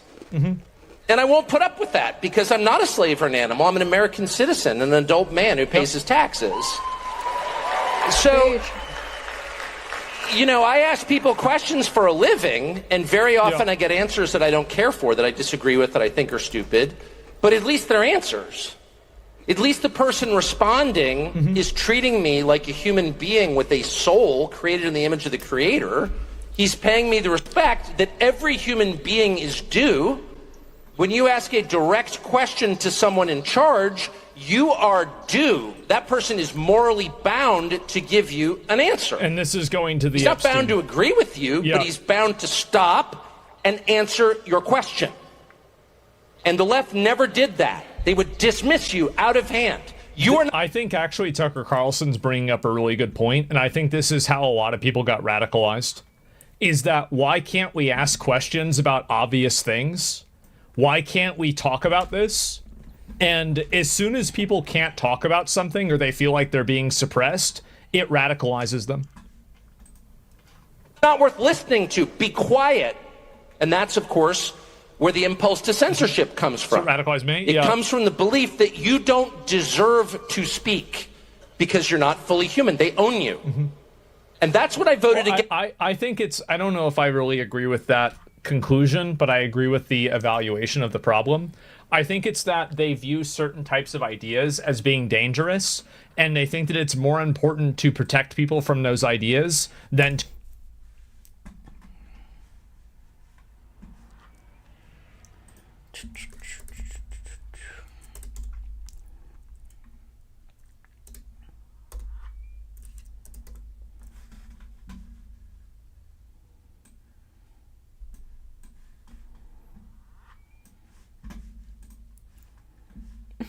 He's so tiny up here. I don't know where to put him because I don't want to see him. I'll put him here. It's like over here. And it's like this little.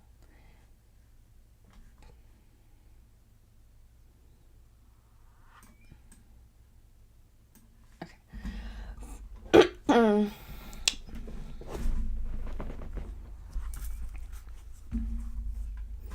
Bum, bum, bum, bum, bum, bum. Okay. Wow, I didn't do anything. Okay. After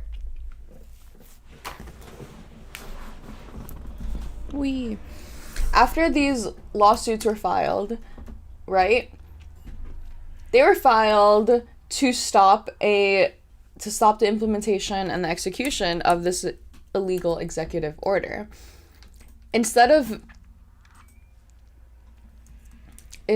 them successfully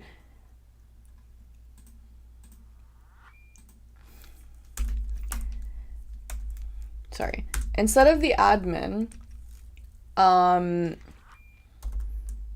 fighting them on the merits of the executive order, they chose to fight them on the merits of the preliminary injunction, because that's always what you do when you have a really strong case for something that you want to get done, is you fight them on the technicalities of it and on the rules of it, instead of actually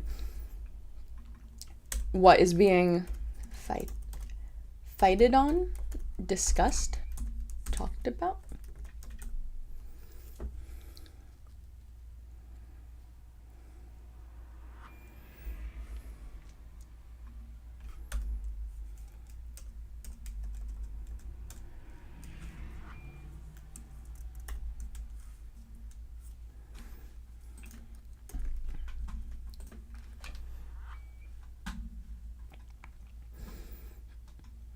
Okay, boom, boom, boom.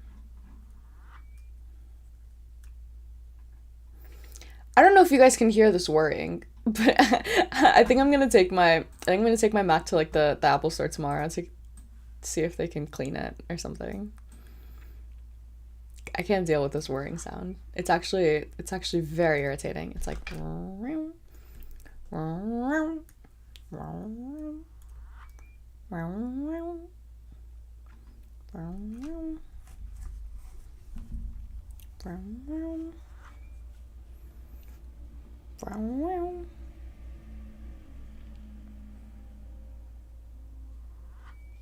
You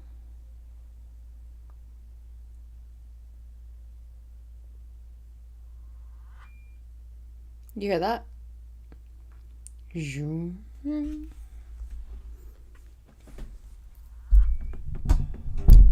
Hang on, listen super closely.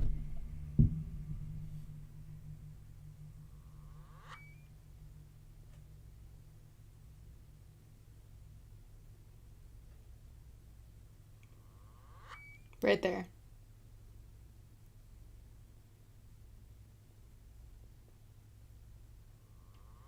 Right there. Yeah, no. And it's irritating.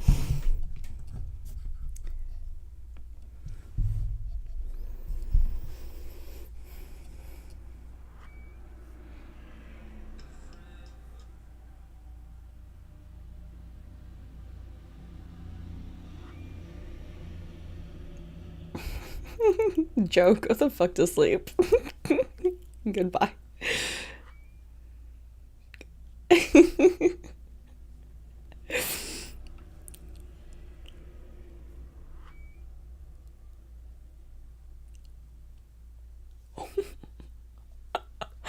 Oh my god, this can't be a real headline.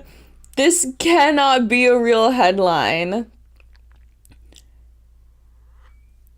Trump, guys, this can't be a real headline. I can't be a headline reader. This isn't real. Trump, this isn't real. No shot. What the fuck are we talking about?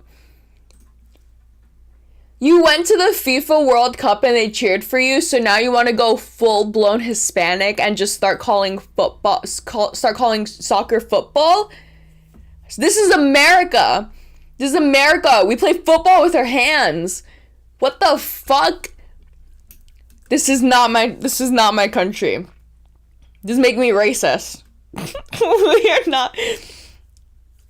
We are not European. We're not Asian. We're not Hispanic. There's no reason for us to call soccer football. Play soccer with your socks and your with your feet and your socks. You play football with your hands.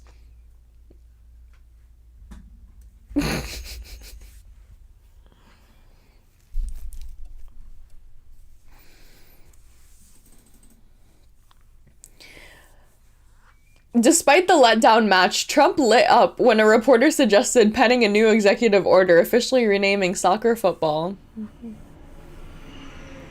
Why don't we sign a new executive order officially declaring that Donald Trump's penis is 12 inches thick?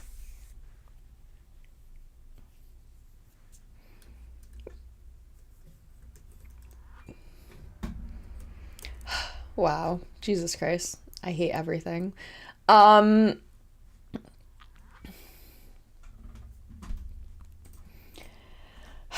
After we got these blah blah blah blah blahs, right? After these blah blah blahs, we got oral arguments. Yay! Oral arguments. This came on May 15th, 2025. Oral arguments. This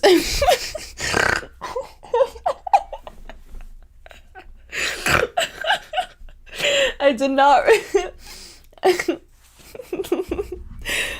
no, I did mean 12 inches thick, actually. I meant 12 inches, like, the long, the wide way. What is it, like hamburger style? Hot dog or hamburger style? Sorry. Oral arguments were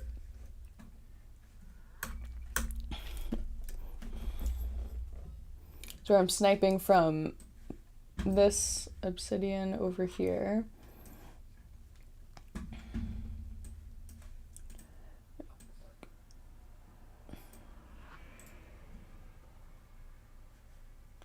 Copy.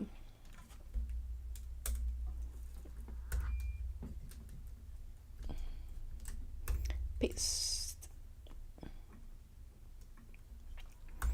There we go. Okay.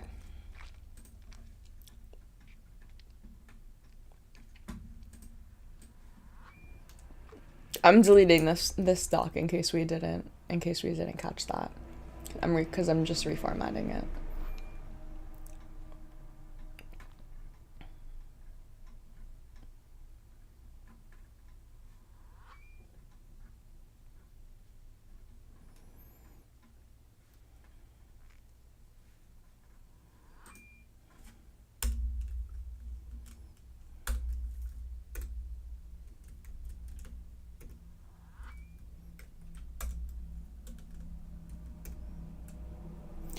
Oh, I hate when this happens. How do I fucking fix this in Obsidian? Whenever I paste, like, this is so irritating. It shows up as the bullet points over here, okay? But whenever I fucking paste it onto a new doc, I have to go in manually and fucking add in whatever these things are. And it fucks up my formatting for everything. And it's upsetting. Like, why is this necessary? Why'd I have to do all this? Now it's fixed. Fuck you.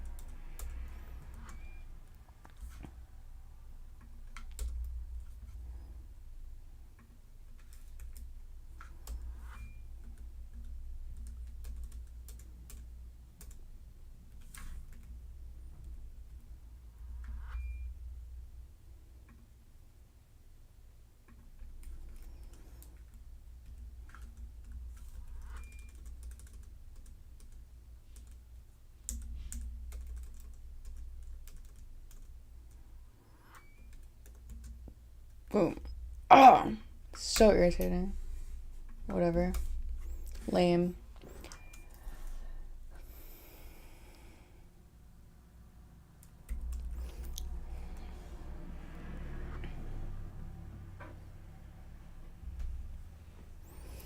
I'm copying and pasting from Obsidian to Obsidian. Yeah, from doc to doc.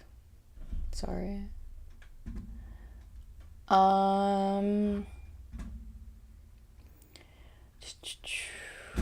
Yeah, it only happens to me whenever I do some kind of fucking like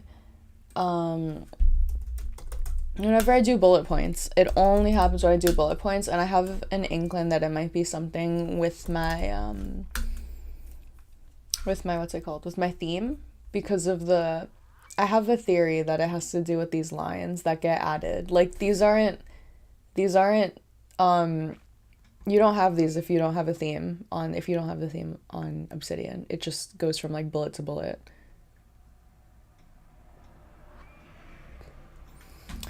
Anyways,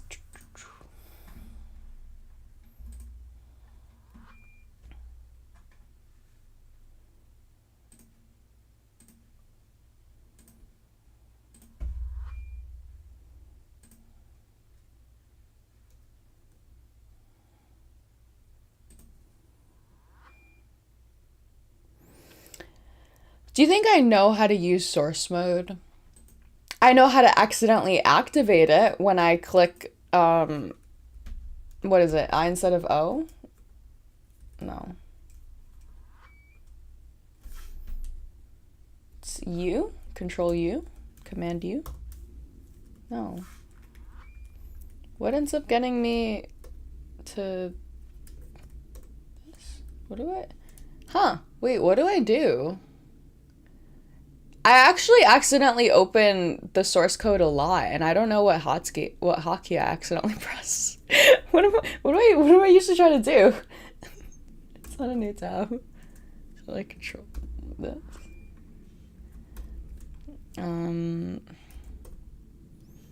No.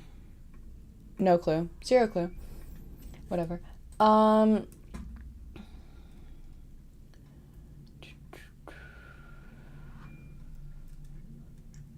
Where'd my shit just go? Oh, I was working over here.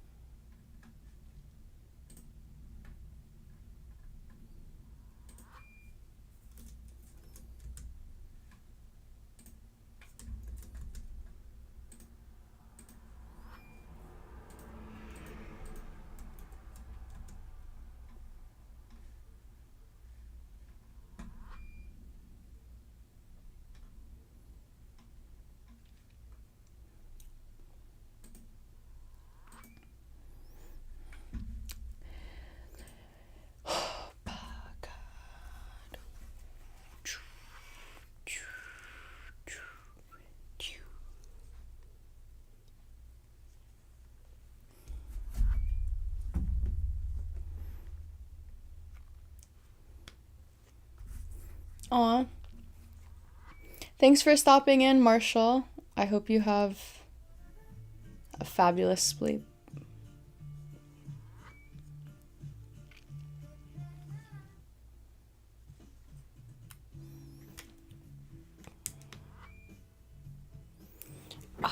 Dude. You know what's really upsetting? I had my iPad plugged in for like the past hour and the charger wasn't plugged in, so actually did not charge anything at all. It's upsetting.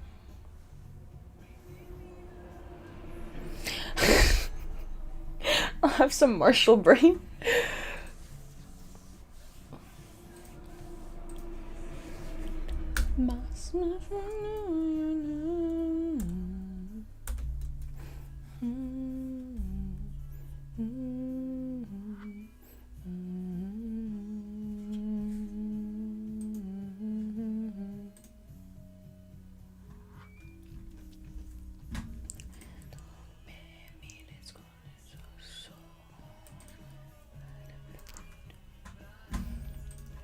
Okay, so during these oral arguments, right?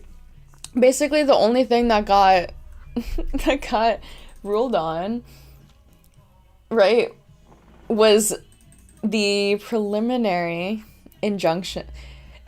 Hunter, stop bringing up this fucking music. How many you brought this up before? I didn't even realize that this was a thing, and I feel like I still don't want to Google it, because as long as I don't know that it's a thing, I don't want to see it. I feel like if I actually know that it's a thing, I will spend money to go see it just for the trolls.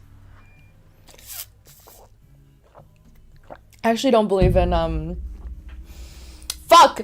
Oh my god! Oh my god, I was gonna do the thing! I was gonna do the thing that everyone does when they confuse Anne Frank and Helen Keller. I was about to say I don't believe in Anne Frank. Oh my god! I don't believe in Helen Keller. I don't believe in Helen Keller. I do believe in Anne Frank, but that is like a meme that people confuse Anne Frank and Helen Keller. I don't know why, other than they're just like historical women that get taught, historical children.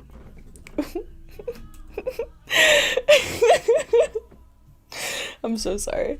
I'm so sorry, Helen Keller, that I don't believe in you.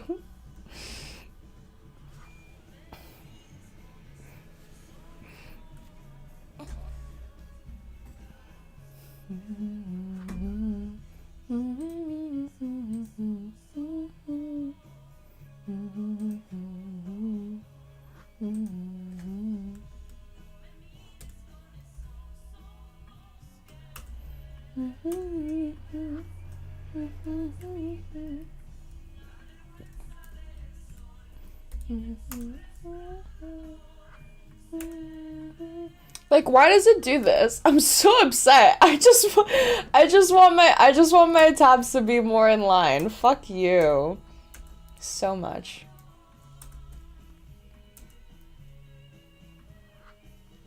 I'm not fixing it. Fuck that. Thank you so much. Okay.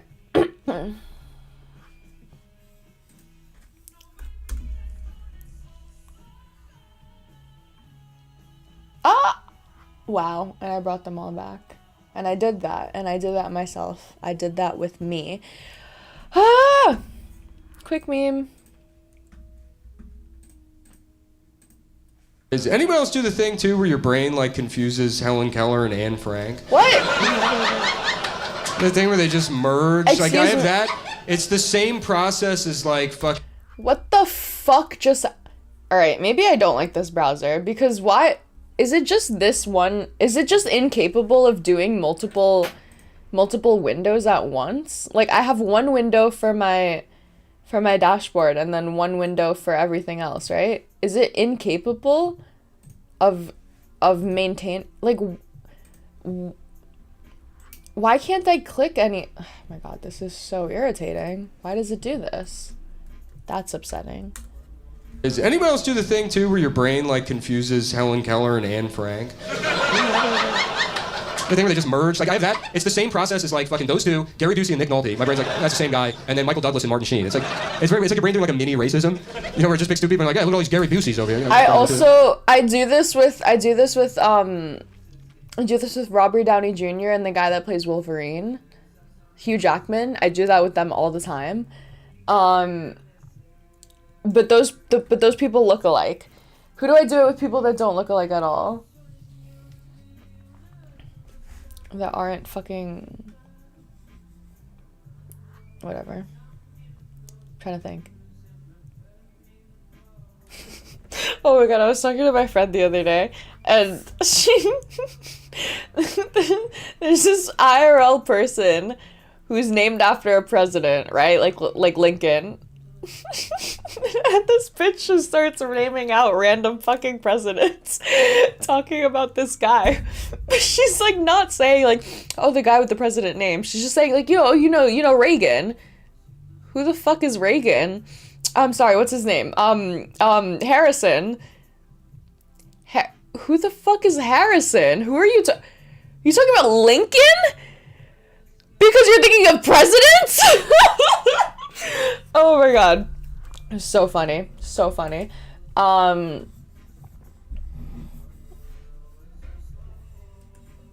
Katy Perry and Zooey Deschanel. Yeah, I see that. Even though she doesn't look like herself ever.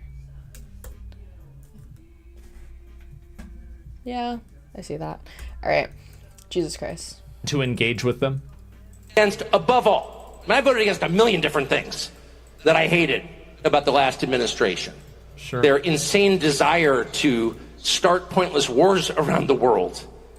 Their total unwillingness to protect this country domestically, to protect the people who live here, to protect the territorial integrity of the country, bringing in tens of millions of people illegally, giving them free stuff the second they get here, making a mockery of citizenship. Yeah. I hated all of that.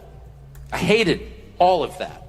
But the thing I hated most was their total unwillingness to answer any question about why they were doing what they were doing.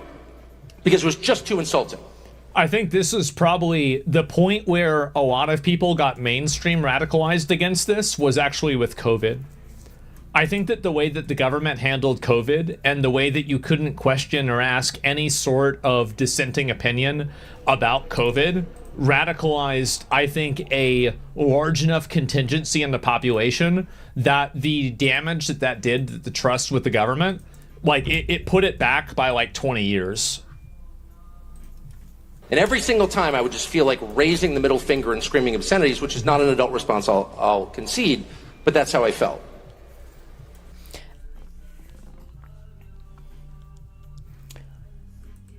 Tucker Carlson is probably like the most disgusting form of human, because the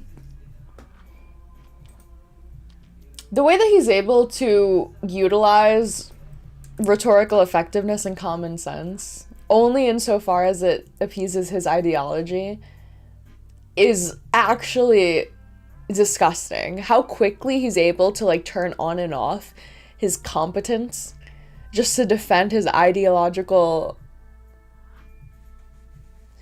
What fixation does this guy have? I don't even know.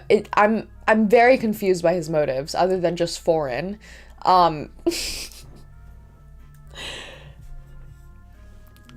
But whatever it is like really reminded that Carlson was involved in the Fox defamation suit where reminder to everyone. This guy got fired from Fox. This guy that Donald Trump loves so much, Fox who he loves so much, fired him because he was lying about the 2020 election and lying about the accuracy of the Dominion voting machines and spreading false propaganda.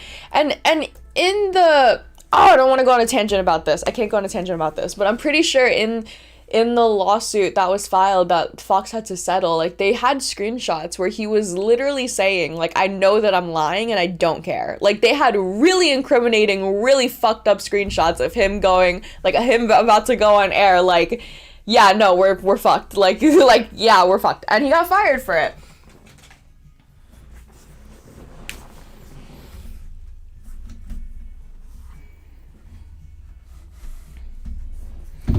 But that lawsuit, that settlement also doesn't mean anything. Fox was also just settling that just because, they just didn't want to deal with the headache. But when ABC settles, or when Disney settles ABC's lawsuit for George Stephanopoulos, then that's an entire admission of guilt on literally everything and then some.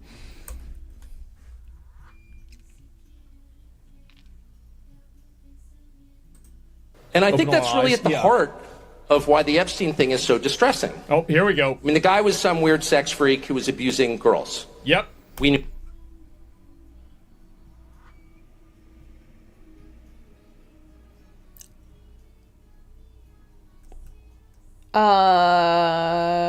It's a very interesting way to word that. I'm thinking of that one. I need to have this clip on standby. This really poorly edited, really fakely edited clip of Tucker Carlson and Matt Gaetz, where Tucker's like 17-year-old girl and Matt Gaetz is like 17-year-old woman, and then it just goes dead silent. Like that. There's such a weird way to word that. Stressing. Oh, here we go. I mean, the guy was some weird sex freak. He's just some weird sex freak. He's just a freak. He's just a freak in the sheets. Freak who was abusing girls. Yep. We knew that.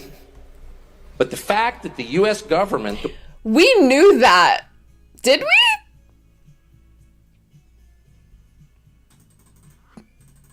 I don't... Well, okay, we knew that with him. It's not him though. Okay, hang on. What did we know? Publicly.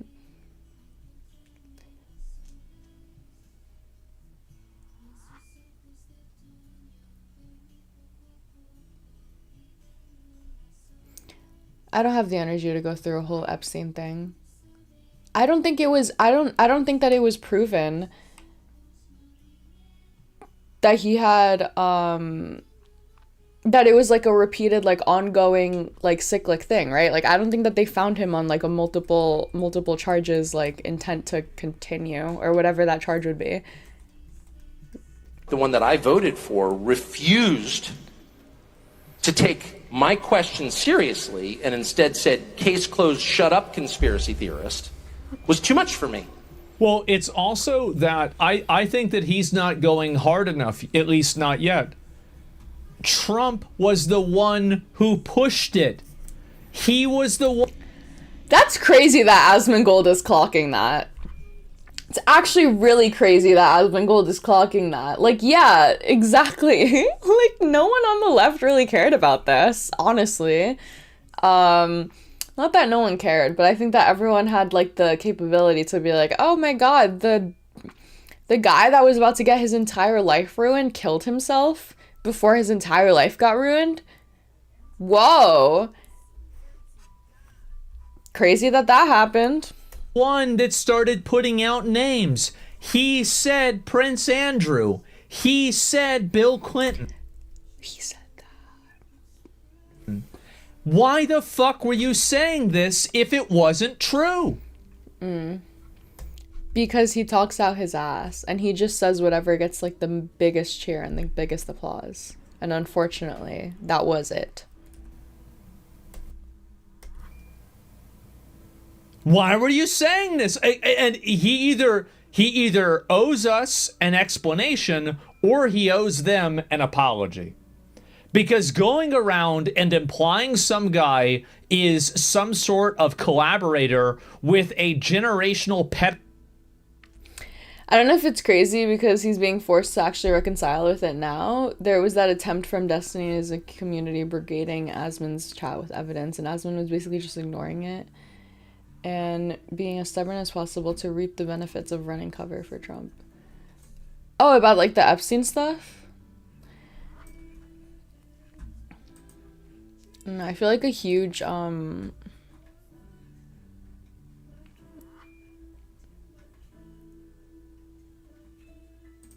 they're saying there is a 17-year-old girl. Oh my god, is this my clip?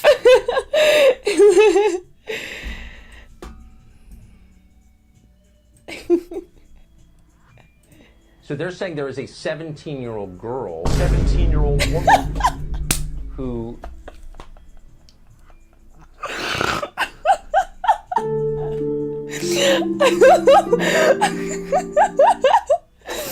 I love this clip so much.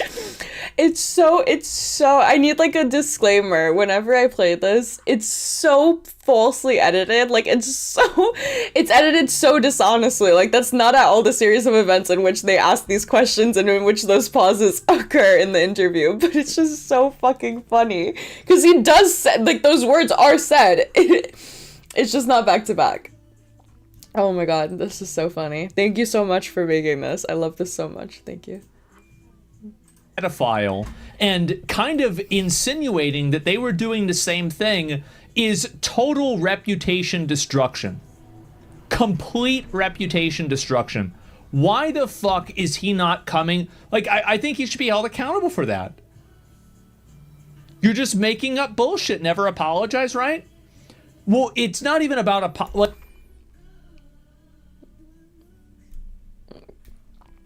Also, didn't Asmund say that he votes for the most chaotic candidate? Yeah, he said that when he was talking about Mamdani. He's like, I like him because he's actually inciting a lot of chaos and he's causing a lot of fights. And when I'm voting for, he said this as if it was like a political, like, as if it was advice of like, when I'm looking at my candidates, I actually consider who's going to start the most shit. And that's how I start. That's how I pick my candidates. Actually, that's how I pick my officials. Girl, look who's starting shit right now. Like, that's not even true. You should apologize if you're wrong. If you're wrong, you should apologize. Never apologize if you don't think you're wrong. You can apologize if you think you're wrong. That's fine. But an explanation is needed at least. And I don't think the rest of us should be satisfied with that. And by the way, let me just say really quickly, because I was so mad about it that I think I found out part of what's going on. I think we are going to find out more. And I think the truth, for whatever it's worth, in case you're interested, is that the DOJ didn't release lots of incriminating sex videos with Epstein and his billionaire pals because they don't have them. They don't have them because when the original... They said they had them. Search warrant was served 2007, I think, possibly 2006, I think 7. It was basically designed to protect Epstein. The search warrant was written in such a way to make sure that the feds never got their hands on the actually incriminating evidence. It's another way of saying the cover-up has been going on since 2007, almost 20 years. And so the real question is not... Who was the president in 2007? Was it a Democrat or a Republican? Was Jeffrey Epstein a weirdo who was abusing girls? Yes, we can answer that.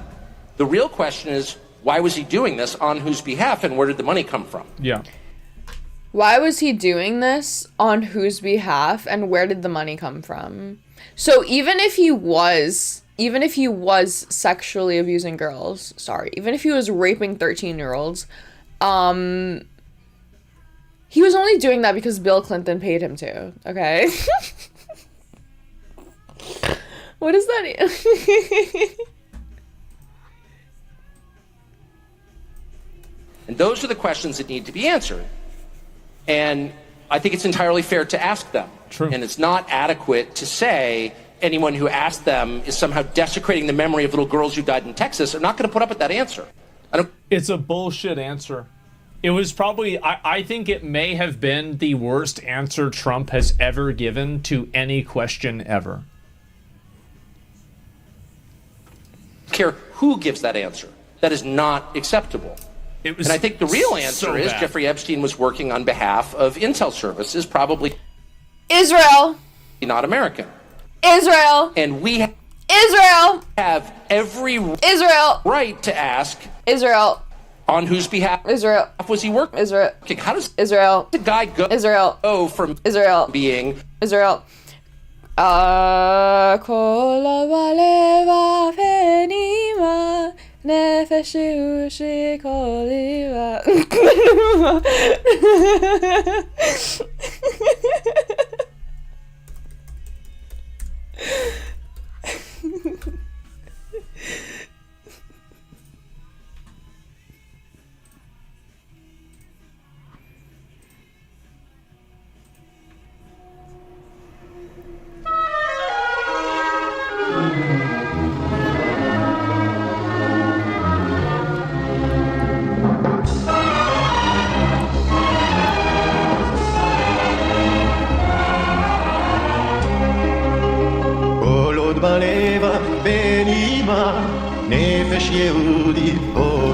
Oh, that was so good. I ate that up. I ate that up so good.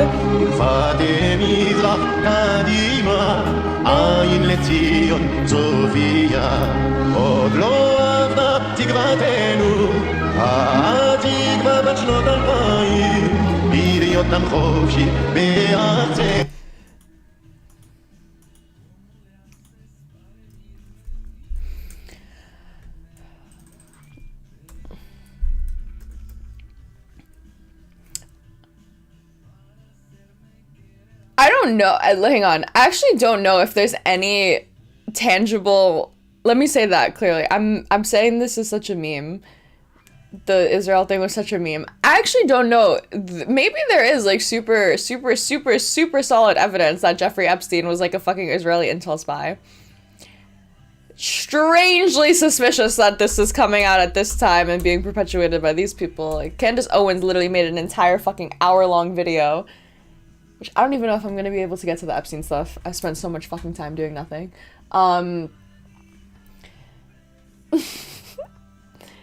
Candace Owens made an entire like hour-long video where she spends the entire video bitching about how she thinks that Donald Trump is being paid for by Israel and her proof is Jeffrey Epstein. That's it. That's like insanity. A math teacher at the Dalton School in the late 70s with no college degree to having multiple airplanes, a private island, and the largest residential house in Manhattan. Where did all the money come from? And no one has ever gotten to the bottom of that because no one has ever tried. And moreover, it's extremely obvious to anyone who watches that this guy had direct connections to a foreign government. From my limited understanding of history, it seems like one of the historical figures that Epstein is kind of similar to is Rasputin. Because Rasputin was able to infiltrate and get involved inside of the Russian family and create incriminating evidence and like basically establish himself as a confidant and a piece of power inside of that. And I think that Epstein did the same thing. They're a whole circle. Yes, exactly.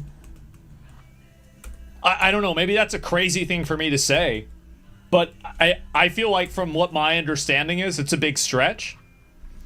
And I think that maybe if I knew more about him, I would realize that I'm wrong. But from what I understand, it seems pretty similar.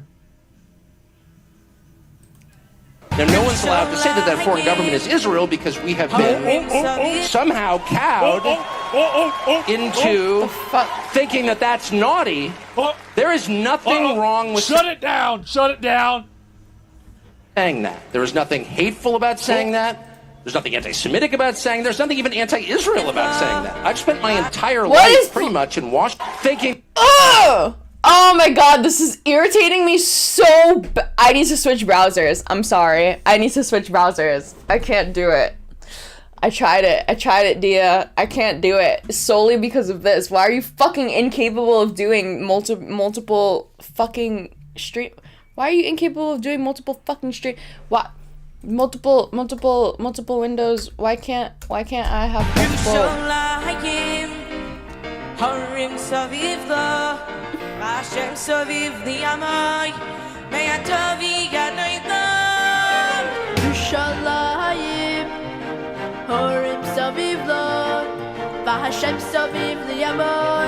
Baruch Hashem.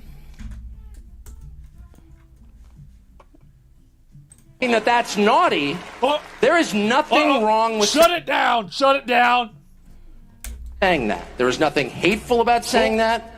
There's nothing anti-Semitic about saying that. There's nothing even anti-Israel about saying that. I've spent my entire life pretty much in Washington, where I knew and loved a number of people, including one very close person who worked at CIA. Sure. That has never prohibited me from saying, I think the CIA has done some horrible things. Murdered a bunch of people, participated in the murder of a sitting U.S. president. It's got a whole trail of crimes. Good. That doesn't make me a disloyal American. It doesn't make me anti-American in any sense. I was born here. My family's been here for hundreds of years. I love this country. That's why I live here. So criticizing the behavior of a government agency does not make you a hater. It makes you a free person. Well, I'd say it makes you an American. I think there's a certain degree of like, for example, I think that there's a big difference between criticizing the CIA for having too many connections to Israel and criticizing ICE for arresting illegal aliens, right? Like, I don't think these are the same thing. What? We don't think those are no one is booming with you, Hunter. We don't think these are the same things. American. I think there's a certain degree of like, for example, I think that there's a big difference between criticizing the CIA for having too many connections to Israel and criticizing ICE for arresting illegal aliens, right? Like, I don't think these are the same thing. But at the same time, again, it's your right. He's saying that as in, like, we shouldn't criticize ICE for going after illegal aliens, but we should criticize the CIA for having too many connections to Israel. The issue with that is the CIA literally is a central intelligence agency. Who do you think they're getting intel from? Who do we have in the Middle East that's giving us intel? Who's the only country that we have in the Middle East that's giving us intel? Like, what? Okay, now try again. Who is ICE going after? Okay. Actually, yeah, no, Israel is where we get all of our intel from. Anything involving in the Middle East probably came from Israel, right? Or maybe I'm retarded. Maybe I'm dumb. Maybe Saudi Arabia and Iran are actually giving us all of the good intel. What the fuck do I know? Right to be able to do that. It makes you a citizen. You're allowed to do that because you're not a slave. You're a citizen.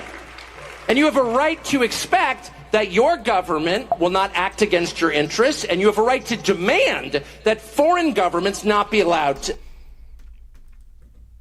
Am I completely off base in assuming that? I'm assuming based off of like prior like military and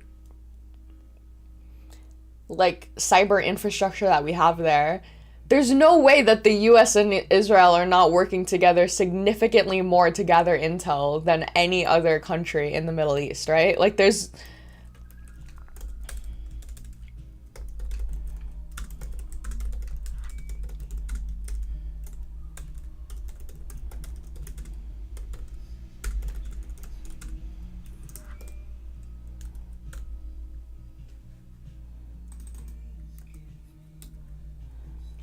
This makes it sound so fucking conspiratorial. What United States Intel program, Intel gathering program and infrastructure do we have in the Middle East?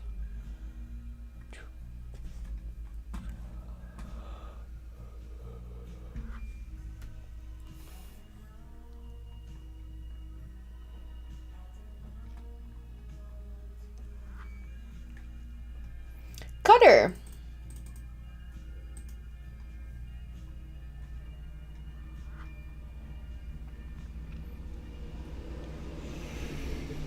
Okay. Israel, Jordan, Saudi Arabia. Okay, but to what extent?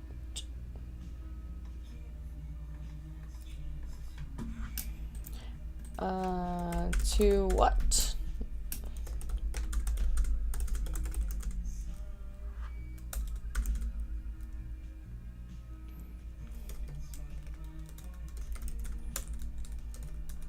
Close intel sharing relationship.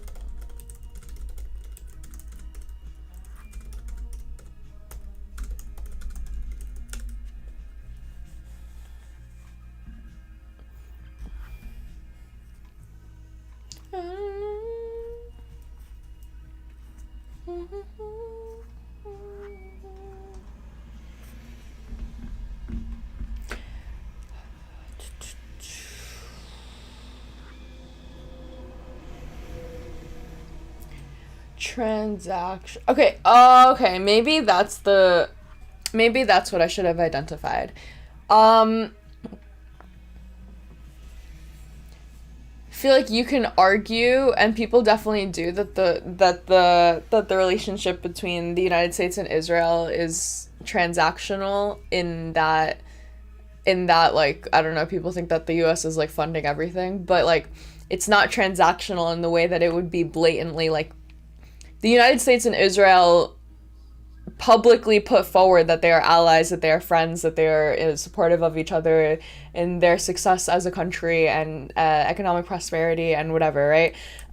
We don't get those sentiments and that same like genuine, whether it's genuine or not, right? That same like rhetoric of like, we're looking out for you, we want what's best for you or whatever, in terms of national security with these other countries, right? Like, it's a very transactional, like, we're helping you so that we don't get fucked with each other. It's not from like we've been here from the beginning, we're working here to build something together, we will be here, like it is with Israel, right? And even that, like I said, if you want to argue that that's going to be that's like its own transactional way, it's a different level of transactional. It's a way deeper level of transactional than the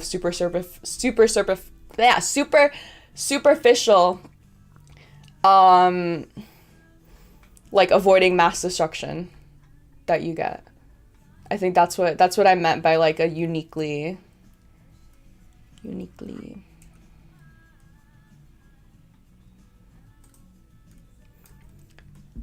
intimate intel connection. Okay. After careful consideration of the parties' submissions, the supporting declarations, the applicable law, and filings and oh, okay. Why is this doing this? Okay. Filings and records in this case, the court grants petitioner's motion for provisional class certification. Okay, so this is the this is a certification of class status. So what this does is exactly what I said it was going to do in the very beginning when all of this started, which is the ACLU immediately after this, because also, hang on, they've definitely been prepped. The reason why they were able to do this is why me and Hunter gotta be on the lookout right now for all of these election cases to see what the fuck is about to go on with the midterm elections. But like, the reason why the ACLU was able to file these cases, they filed these lawsuits literally the same day as the verdict came out.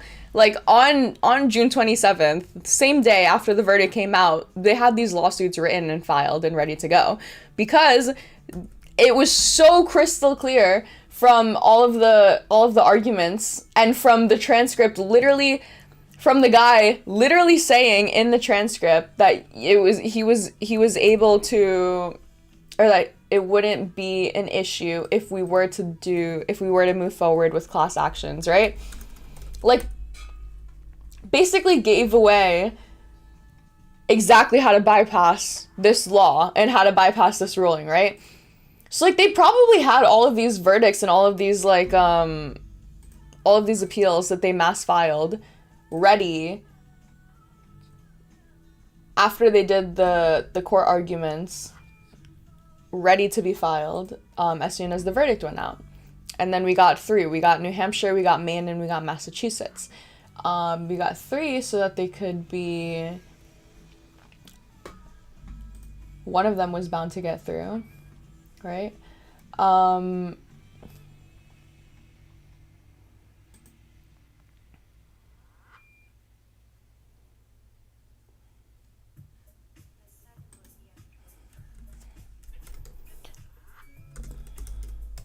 In response to...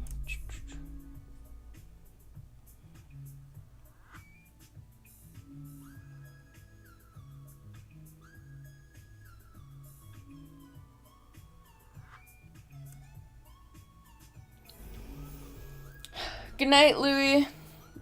Luey. Peace out. Have a good one. Class actions got filed by ACLU in response to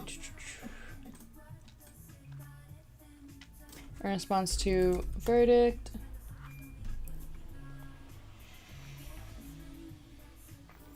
Complaint filed. Okay. And then that was these. Okay, that was this one. Okay. Then what day is this? This is July 10th. Okay.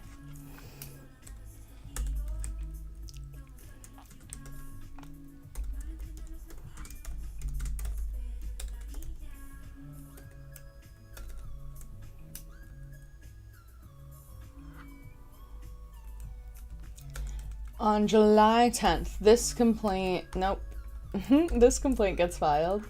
Okay, no, this certification gets approved. Certification for, oh wait, I just did this. Certification of class action. I just did this, I'm sorry.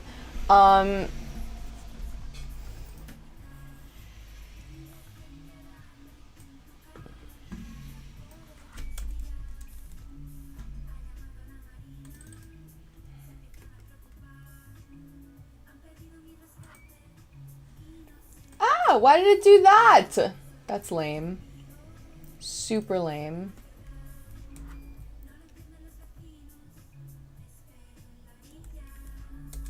Okay, there we go. Oh, you can hear the song in the background? That's bad. It's a Spanish song.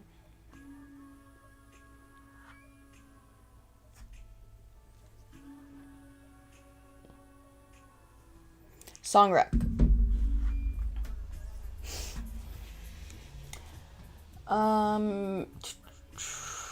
Okay.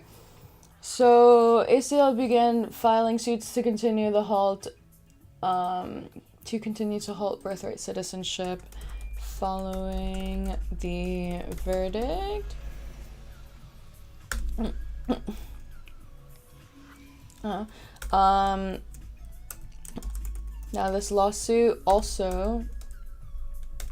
considers all children born after February 20th as a class of children, and they are risked to be stateless.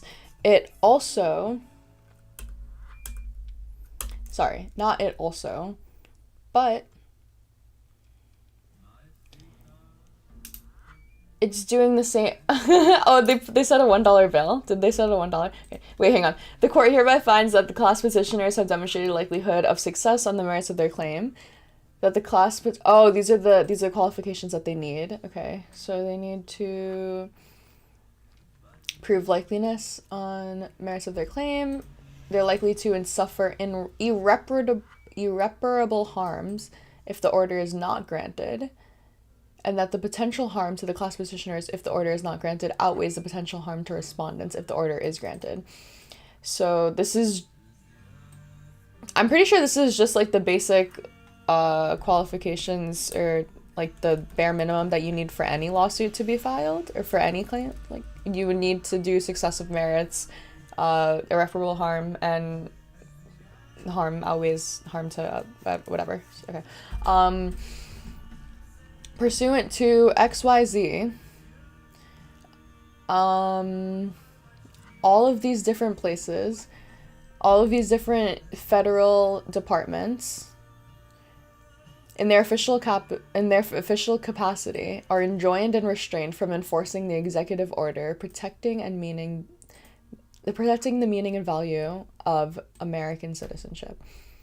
Okay. So this is also the reason why,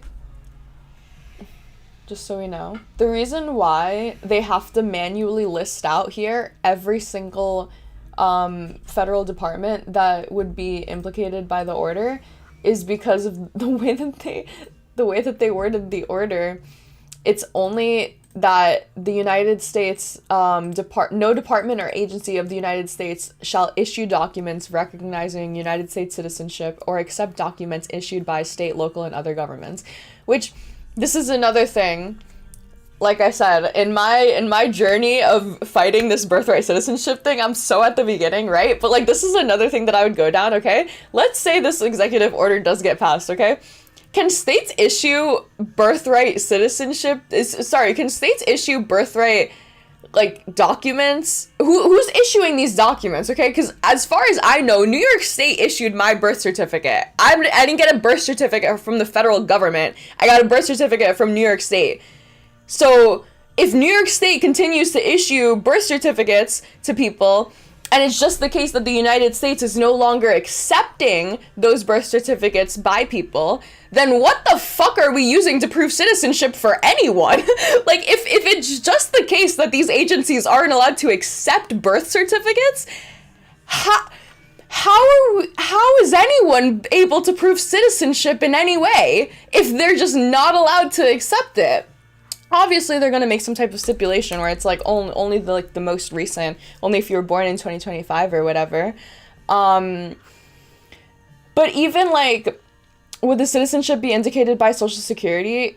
That's another thing. That's like one of the things that they did. This is why I don't mean to get like super like schizo, or like I don't want to get too far down this rabbit hole if it's not going to end up being a thing. But like, remember, one of the things that they did in this bill was make it so that they can not just like, okay, not outside of this bill, they'd have like this other thing that they've been doing where they've been revoking and taking away Social Security numbers from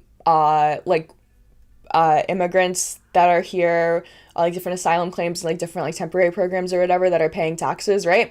So that's already something that they're trying to do outside of that, is like just like completely just like take away Social Security numbers from people, right?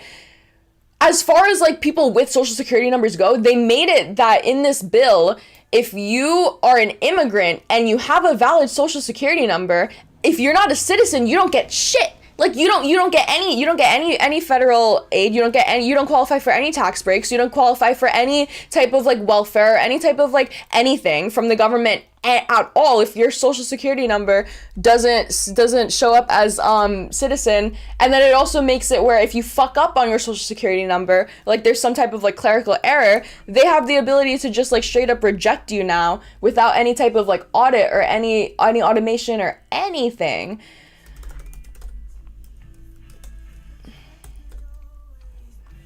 So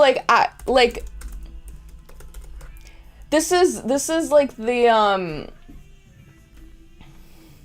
don't know, this is like the retardation of it all, is like all of this is basically you're basically stuck in purgatory at that point if your Social Security number doesn't make you a citizen and the birth certificate doesn't indicate citizenship. Yeah, exactly. But the thing is, like, they're not technically all of this is finessing, raping, molesting the language of it, so that technically they're not actually taking away anyone's like citizenship, or technically they're not actually making it so that they're like fundamentally changing citizenship, right? Like they're just changing the verbiage of it all. They're just changing the documents. They're just changing the procedure in which it has to be filed, but they're not actually changing like the actual like they're not actually doing what they're purported to do. When you hear Tucker Carlson talking about all this, like, when I feel so bad when I see these immigrants like taking advantage of citizenship and they don't deserve it, and they don't actually care about any of that, because you're just upset about paperwork. Like, all you're doing is fighting about paperwork. No one on the ground is actually like fighting, discussing. Oh my god, whatever. I've said this already so many times before. It's all just so performative. It's all just like such chaos, and it's all like when a Democrat gets in office, because it is a when a Democrat gets in office and they just fix the verbiage of all of these fucking bills and make it so that everything is normal again. Like was it worth it? Like, I don't know. It's just so, oh my god, it's just so disgusting. I just don't, yeah. Oh my god. I was learning new words for this. I wonder if my perplexity saved it, because it was from a while ago. I was learning so many new words to describe the evilness that is, what? Menacious?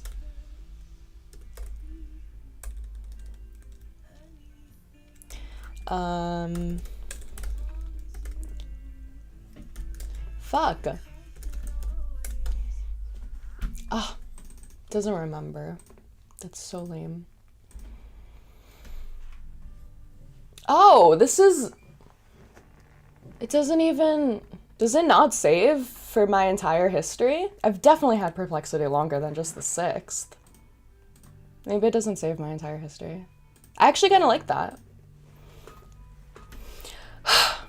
Alright, hang on. I'm gonna run to the restroom.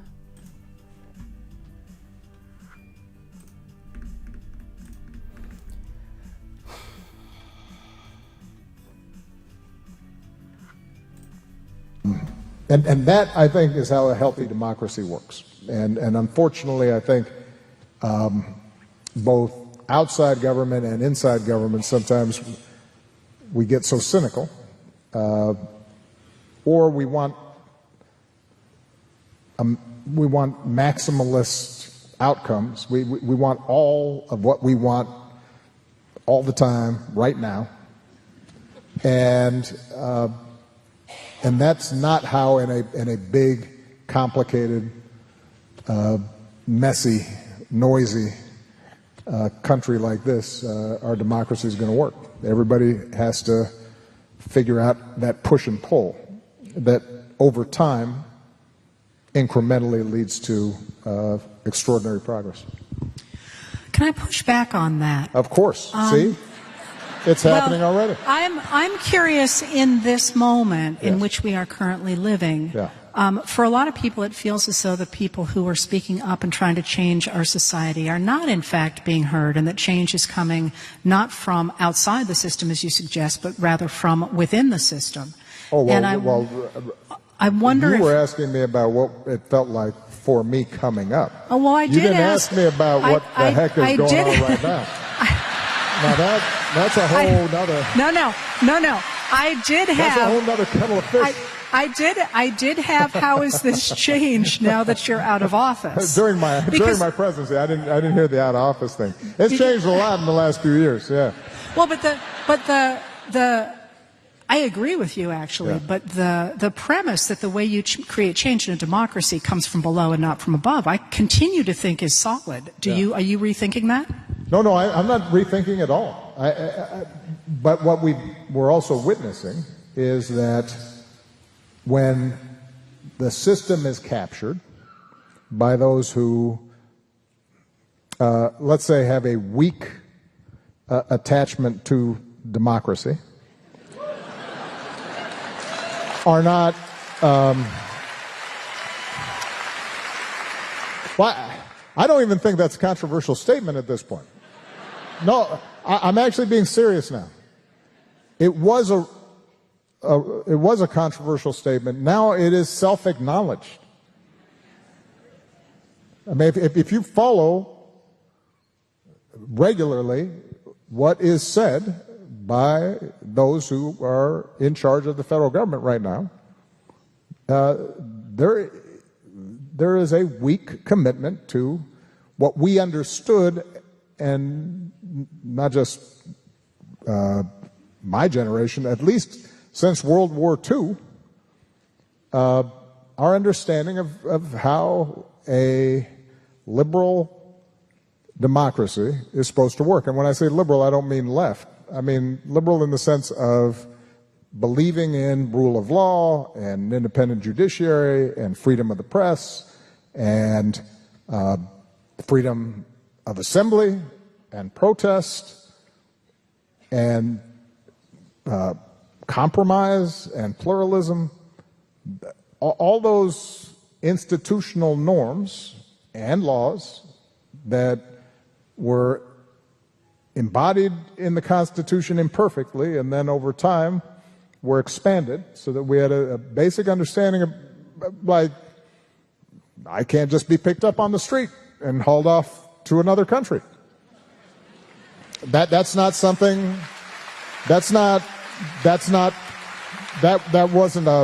wasn't a partisan view. That wasn't a Republican or a Democratic notion that shouldn't happen. That was an American value and norm. And so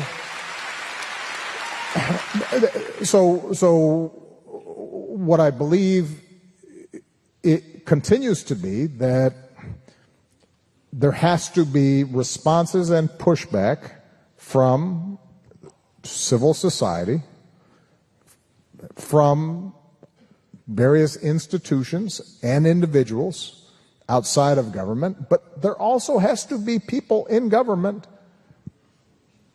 in both parties who say, well, no, you can't do that. You can't do that. And when what we're seeing right now is when you do not have those constraints and guardrails, right? When you don't have people inside of government who say, no, this is how the law works and we should follow it. Democracy is not self-executing. It requires people, judges, and people in the Justice Department, and people throughout the government who take an oath to uphold the Constitution.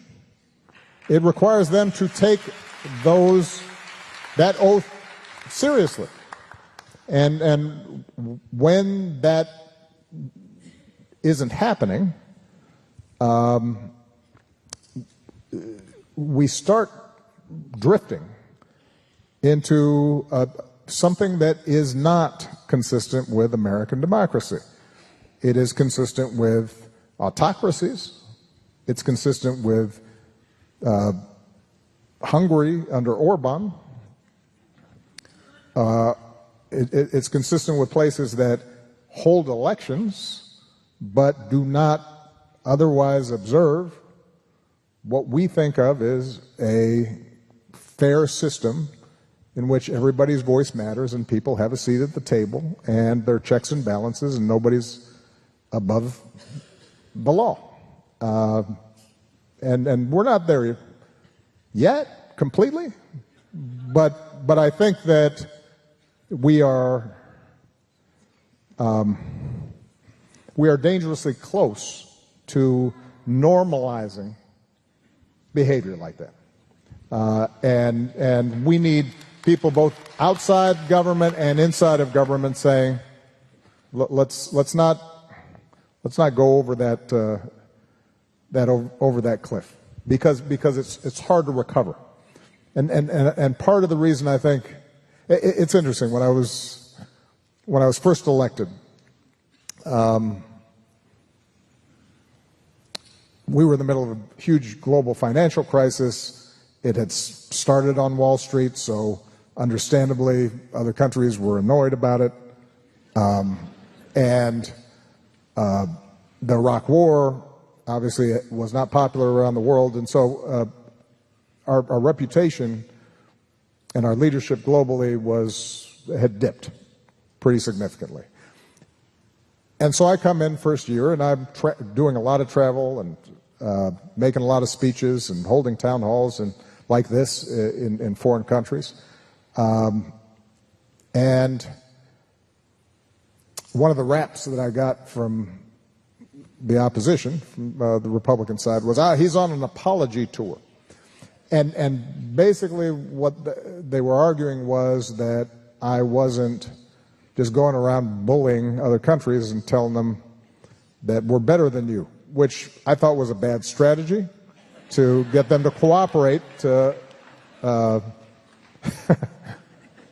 know, that's human nature, I think.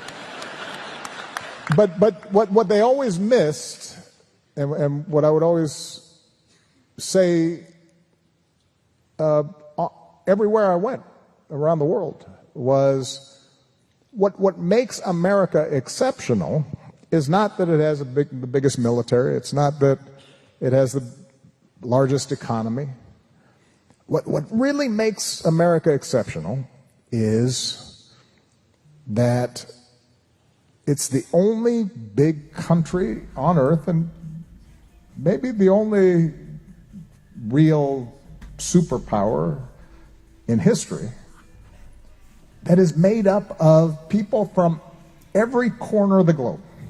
And they show up, they come here, and the glue... Mendacious. Is that the word I was thinking of earlier? Mendacious. Nope. Oh, yes, it is. Mendacious. I need more words like this. I need to expand my vocabulary. Is it gonna be... I used to play this game a lot more. Is this gonna be a normal voice? Sorry. An overly sexualized voice? Or a man? I say it's normal. Mendacious. It's a man! Whoa! Haven't gotten one of those in a while.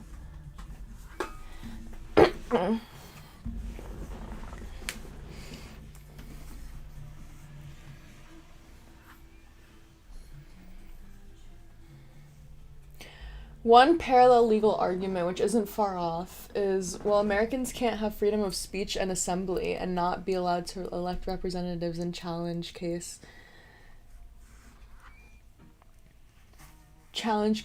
which results in decisions around wages and labor regulations on the basis that those decisions themselves are claimed to overstep property rights and legal contracts outlined. What? I'm so confused.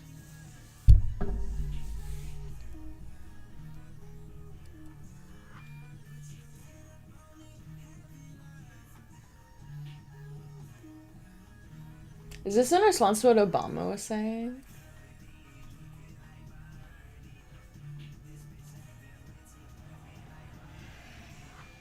How do you go from this to there's a mosquito on my wall?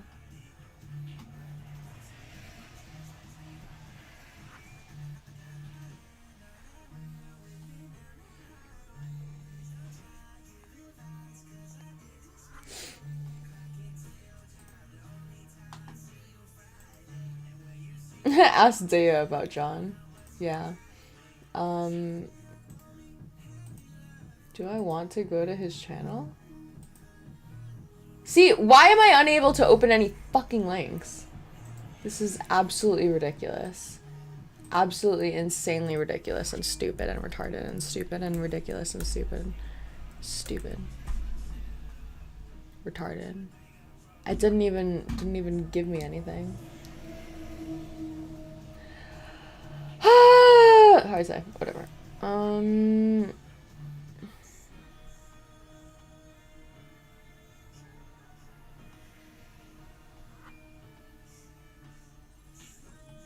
Id versus ego. I've never heard anyone normal reference that. I've never heard anyone normal reference that. I've never heard anyone normal reference that.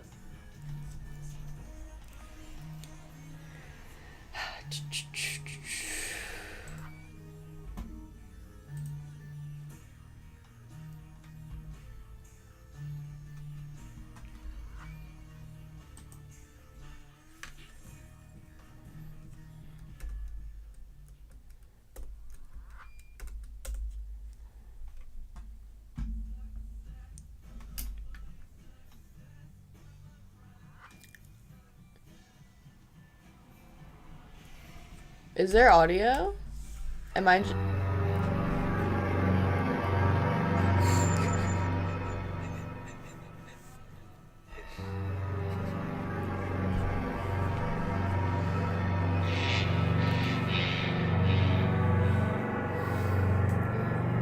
Oh my god.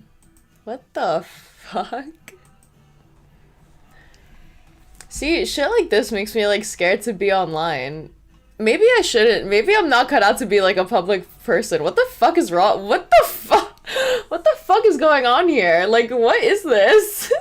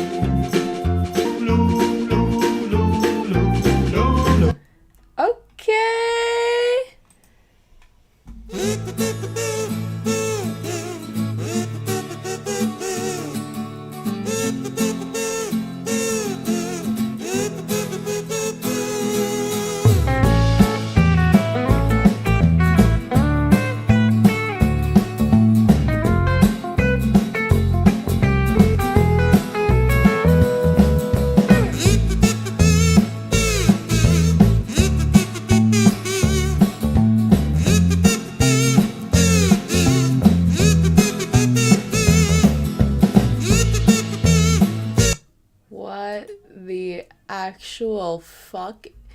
I think I'm the problem. I attract this.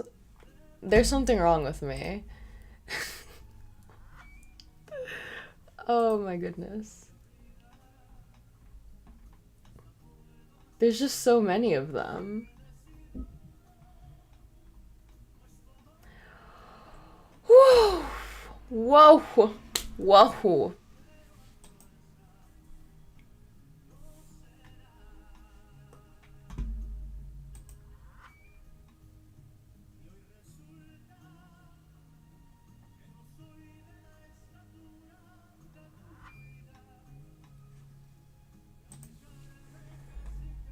Where's this bitch's fucking...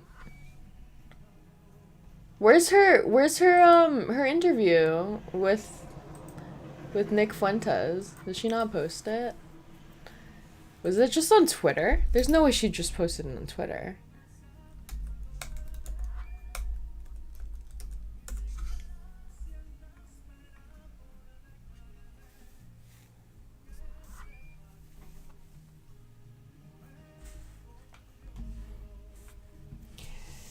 Do you use Google Analytics in Studio for your audience? Yes, I do. Thank you so much for the sub. See you next time.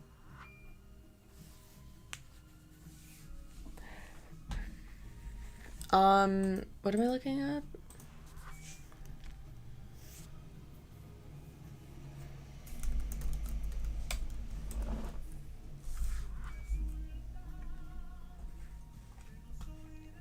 I feel short today.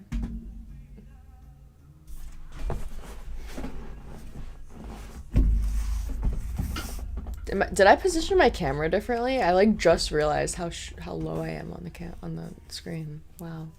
All right, whatever. In the world. They say that about me, yes. That's my reputation. You absolutely talk a lot of about me included. So I wanted to invite you onto the podcast because a lot of your videos have been going viral. Obviously, it will not surprise you to learn that according to the media, you might be the most evil person in the world.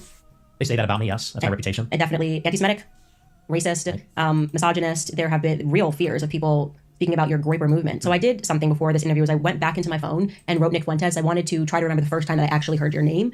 And it was in 2019, a text message that somebody had shared with me that Ashley St. Clair had been kind of fired from Turning Point USA. And this person was speaking about Ashley St. Clair and had mentioned that she got in trouble. How did this guy get the video if she didn't post it anywhere? Like, this is her watermark, but it's not posted. I'm so confused.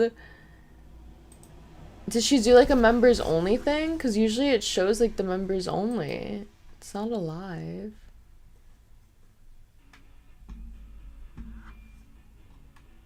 I'm so confused.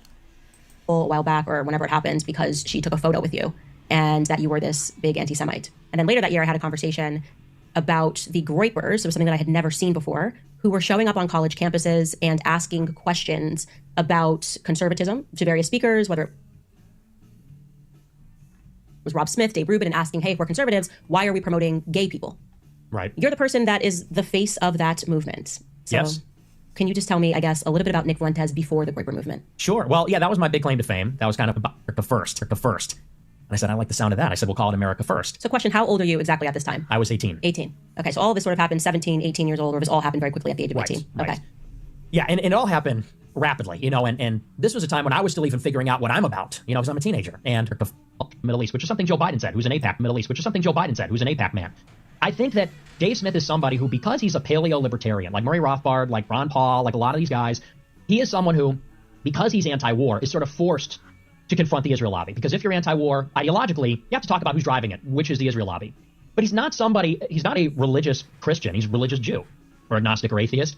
He's not really a right-wing guy. He's a libertarian. He's not a religious Jew. He says that he's proud of being Jewish. He's proud of his ethnicity. He's proud of Judaism. Should he not be proud that he's, like, you know, he's just born this way? Well, here's the point, though, is so he's not really 100% aligned with my view. Now, here's why that matters. I think that it doesn't. No, it does. It doesn't. It doesn't. I'll tell you why. It doesn't. You can't say I want to create people in the image of myself. No, but That's I'm completely ridiculous. I'm criticizing people that I disagree with. And to put it very succinctly, I think that this conversation about Israel has blown up. It's gotten out of their control. Everyone's getting red-pilled. They want to control the conversation.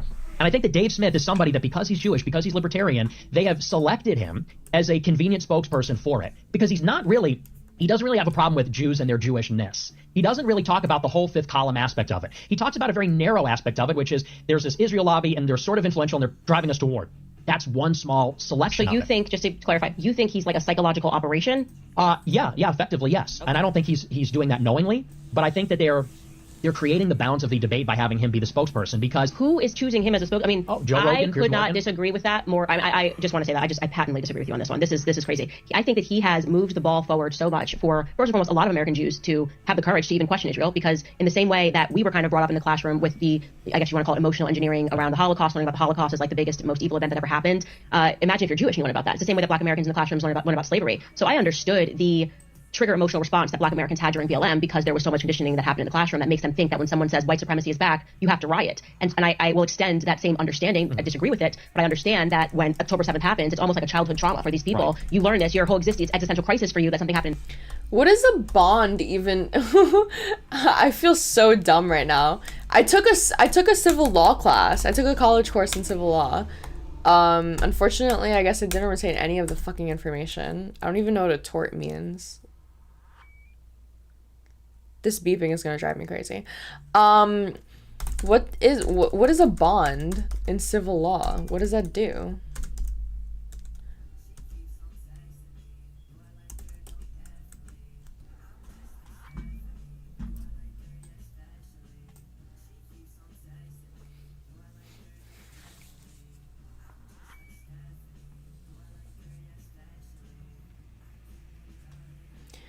It's just an appeal to guarantee the fulfillment. Oh, I'm so retarded. I could have figured this out if I thought like 2 seconds more, okay? A bond in criminal court is you have to pay to get out of jail, because if you are in jail, that's how they know that they can keep you if you end up being guilty. But if you're not in jail, they're taking that risk. That's why they said a higher bond to more dangerous people and more restrictions and everything. So in a civil case, the risk there isn't you going back to jail. The risk there is you paying an amount of money or doing something else. Okay.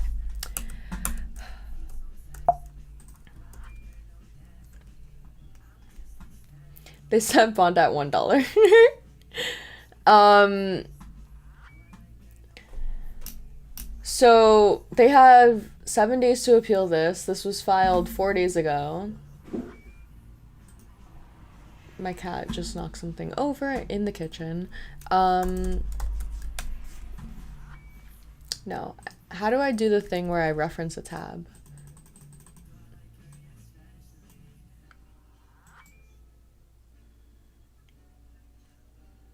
Mention. At. Ooh! That was so good. Okay. Look at this tab, right?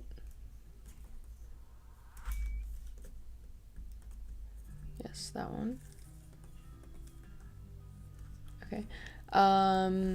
Has there been any appeal filed and granted since this initial filing?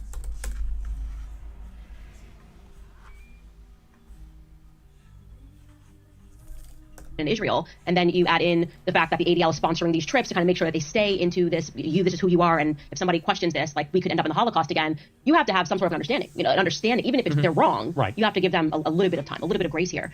And so for him to be doing what he's doing and to be enduring a lot of the same stuff that I'm enduring, like he is on lists, he is being attacked by every single all people that are attacking me are certainly attacking Dave Smith, and your excuse is that he just is born Ashkenazi. No, that's not my excuse. My problem and he's married is to a Catholic, by the way, so that even that's the part that I'm even more confused about, because you said like he's a religious Jew. No, he's not. He's married to a Catholic. What I mean by that is my criticism of Jews comes from a religious place. As a Catholic, we recognize that the Pharisees put Jesus on the cross, and the Talmudic Jews are the descendants of the Pharisees.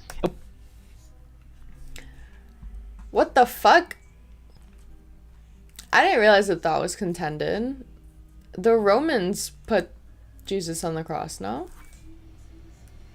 We also recognize he is not a Talmudist. That's what I want to say. But he's not any of those things. He's married to a Catholic. He's just born Ashkenazi. When I hear you say Dave Smith, Jew, I think it conflicts with your point about how even white people, like you're just kind of trained that you should just like there's something wrong with you for being born white. No one should feel guilty about how they're born. Look, it's you know what I mean? To sum it up succinctly, it's tokenism, is what it is. It's a form of saying, we're criticizing the Jews in Israel. How do we soften and dampen the blow? Because we're going to get called anti-Semites if we bring on a guy criticizing Israel. I know we'll bring on a Jewish person, because then we get to say, I'm not an anti-Semite. Here's a Jewish person saying this. And here's the reason. That's not why I had Dave Smith on. Actually, I had him on my podcast before I even left the Daily Wire. We had a 3-hour conversation about talking about war, and truly, because I think it's important for you to hear this, I think sometimes you internet too hard. The way that Dave Smith came onto our podcast on Daily Wire, he wasn't even on my radar. Skylar, who you just met, the producer, was a massive Dave Smith fan for years, and just kind of like what the libertarian debate was that was being had. He's like, you gotta check out this guy Dave Smith. I was like, cool, book him, let's get him on the show. And it was my favorite podcast that I did at Daily Wire. So I just liked him. That's it. There was no incentive of like, well, let me get this guy on again. I was like, can we create the magic of what we spoke about war? Because I'm kind of falling, I guess, down the rabbit hole and learning a lot, and he had a lot of information I didn't know. And that was it. So there was nothing behind it. So when I hear you say it, I'm like, okay, are you interneting too hard? You know what I mean? A little bit. Do you think that you can kind of believe your own ideas? And look, we're all guilty of that.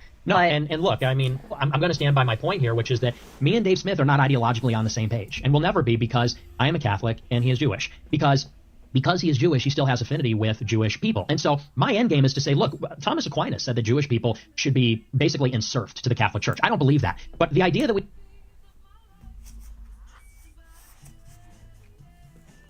There are actually people out there that believe that Jews are like the original sin. Like, and that's terrible. And he sounds like one of them. What the fuck? They killed Jesus, so that's where it all went wrong. Like, what the fuck?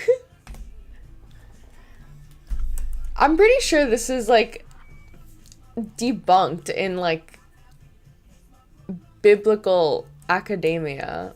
But I don't want to talk out my ass. But I feel like I remember listening to a podcast. We have Jewish people. Source, trust me, bro.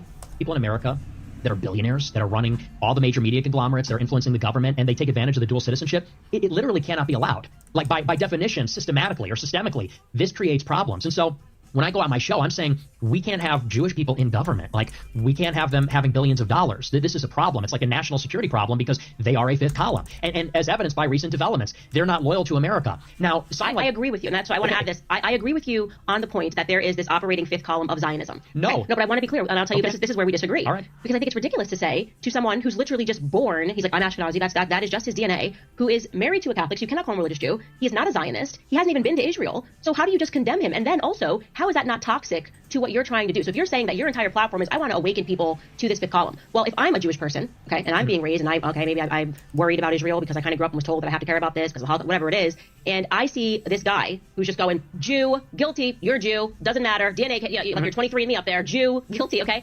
And you think that your ideas are going to grow with that perspective? Well, they are.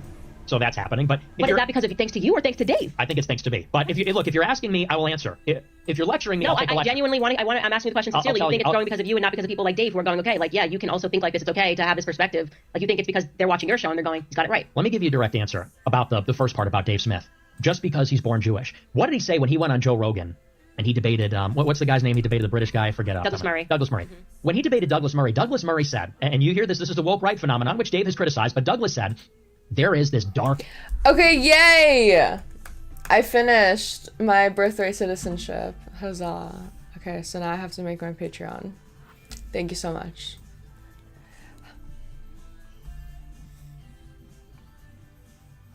Element that is growing on the right. They're Holocaust deniers. They hate Jews. If they slip on a banana peel, they blame a Jew, and all the rest of it. Dave Smith said, I agree with you. Those people are a problem. I'm against Holocaust denial and all this sort of stuff.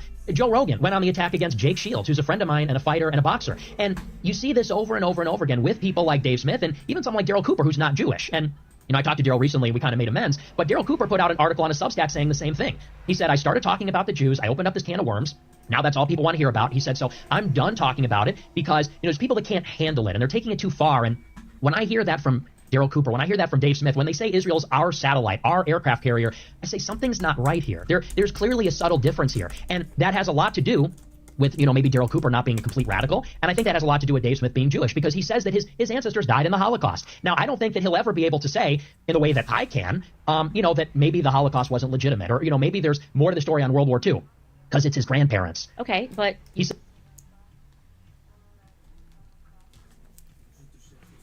I can't believe he just said that. He'll never be able to deny this fact because he actually knows for a fact that it was a fact, okay? What the fuck, man? Says my ancestors went up the smokestacks at Auschwitz. And someone like me, I say, I don't care about Auschwitz. I don't care about the Holocaust. I'm done hearing about it. I have no affinity with that. Right. But you also mentioned Daryl Cooper and you also mentioned Joe Rogan. These people are not Jewish, right? Right.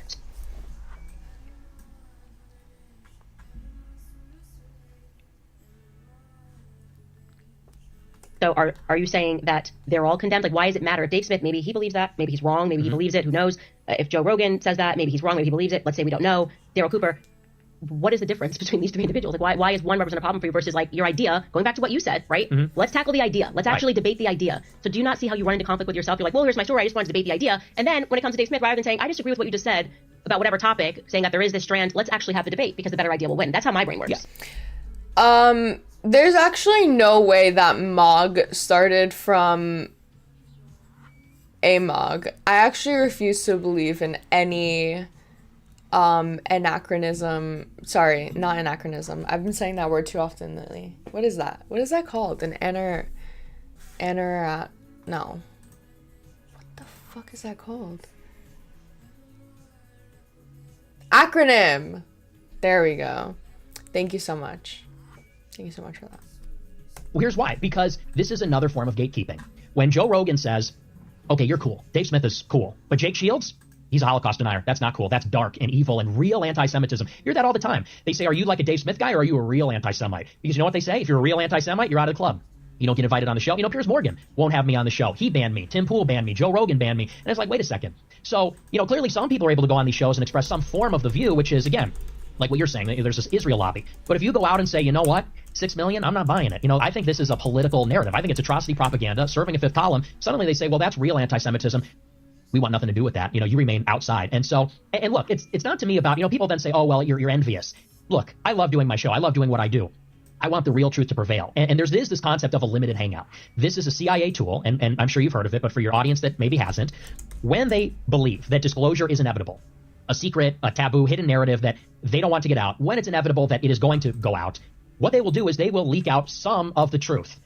The public is so enamored with the new information, they go no further, and they actually don't get to the critical details. And I think that, you know, we're basically at that point with the Israel lobby and the Jewish topic. Clearly something is going on. So you're just distrusting, and that's fine to say that you're distrusting. No, well, I just, yeah. I mean, and I think it's fine to, and you are correct, by the way, that there are these operations where they do these limited hangouts. I'm very aware of that. That is true. And sometimes I have that in my mind when I'm watching something. I'm like, this feels like a limited hangout. Like they're not really kind of getting to the nucleus of the conversation. But I just really disagree with you about like just Dave is just guilty and condemned simply because he's born out of Nazi. Because he's Jewish. Well, in the clip, I think you just went like Dave Jew, and it's like, what does it matter? Dave Joe Rogan, not Jew. I'm sick of the tokenism. tokenism. Okay, and I'll tell you another reason why I disagree with that. We can move on from Dave Smith because I like him, and I'm whoever I don't really care to adapt my opinions on the basis of yours. But I also just in general feel like I was that person for BLM, and I'm genuine. I was totally genuine, and that was kind of my wake up call. BLM, I didn't really accept the victim narrative. Maybe a little bit like you, naive, walked into it like, oh, I'm just not going to support this thing, and I don't really want to be a Democrat. And then I dealt with the full weight of an attempted cancellation by the left at first, and kind of like she's the token for the right, and people saying, well, they're only platforming her because she's a black person at Greece, and to some degree maybe that's true. Like, boom, Patreon. Now I don't know what to do from here. I'm not doing all this. Bio. I like to talk about politics, I guess. This is stressful.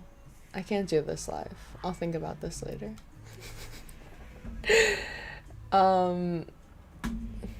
Get started. Okay. Obviously, like there is an element of tokenism, but I'm saying what I believe. I was saying what I believe. And I don't doubt his sincerity. I don't doubt his sincerity at all. So why problematize it? That's what I'm trying to get to. So it's then he's out there having to fight amongst these pro-Israel people. He's fighting the same Zionists that we are on the topic of Israel. And on top of that, he's got to deal with Nick Fuentes talking trash about him because like, well, this is just, who cares? Am I gonna get canceled if I title this something stupid? Yeah. If he can't help who he is, I couldn't help it. I was black and disagreed with BLM. I'm just black and disagree with BLM, Well, here's the reason why. It's a little bit irritating because Dave Smith, for all the flack that he's getting, he remains on YouTube. He's been on YouTube the whole time. I'm just gonna make my bio capitalist, actually. He remains on Twitter. He's been on Twitter the whole time. He has bank accounts. He has payment processors. And now that people are waking up about Israel, they want to invite a Jewish person on to tell us we're not real anti-Semites, we're not Holocaust deniers, but maybe something's wrong with Israel. And here I am, having been banned on YouTube, been banned by banks, every streaming platform, all of it, condemned, life destroyed, and people still are gatekeeping me and saying, you're a real anti-Semite. And I'm saying, well, obviously we didn't come far enough. So I don't doubt his sincerity. He's a big boy. He doesn't mind that I'm trash talking him. And I still consider him a friend, even though I've been critical of him. But, we have to go a little bit further than to say something's up with the Zionists or Israel. It's not Israel. It is the Jews. And I think that Dave Smith, being a Jewish libertarian, I don't think he's ready to go that far. I don't think he's. I want to know what you mean by that. So just so we're clear, is your perspective that if people don't platform you, it's because they don't want to go too far? Maybe that they aren't that far ideologically, but then that's my job to push them farther, and that's why I say it. That's why I say, maybe they just disagree with you. Okay, but that's another thing. Maybe they just disagree with you. But I'm gatekept. Okay, but if the more important, so for me, if like I care deeply about what's happening to the Palestinians, obviously, I've made a point to talk about that, and I very much see what you're speaking about. That there is this coordinated, very sinister movement. I think it operates on the left and the right, whether it's the ADL or AIPAC. The money is flowing to instantly cancel people, to get them fired, and it's vicious. I mean, it is dirty business, and to survive it, it's hard for most people to even survive it when they go through it, because they're so smeared. It's like an effective tar and feathering, and for it to happen when you were 18 is ridiculous. But at the same time, if I'm going to use my platform to speak about that, I want to make sure that I'm hosting people that can explain that.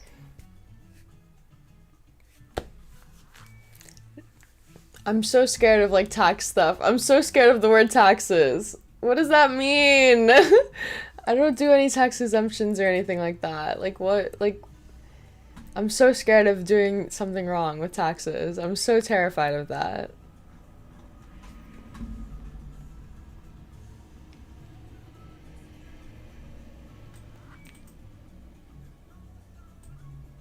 So there's no sale tax on this. Is that tax evasion?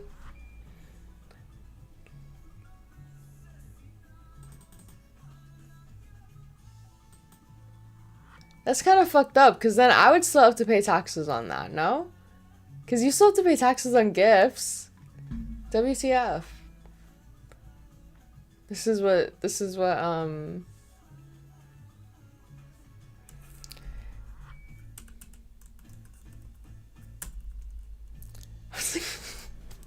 oh my god, I get no taxes on tips.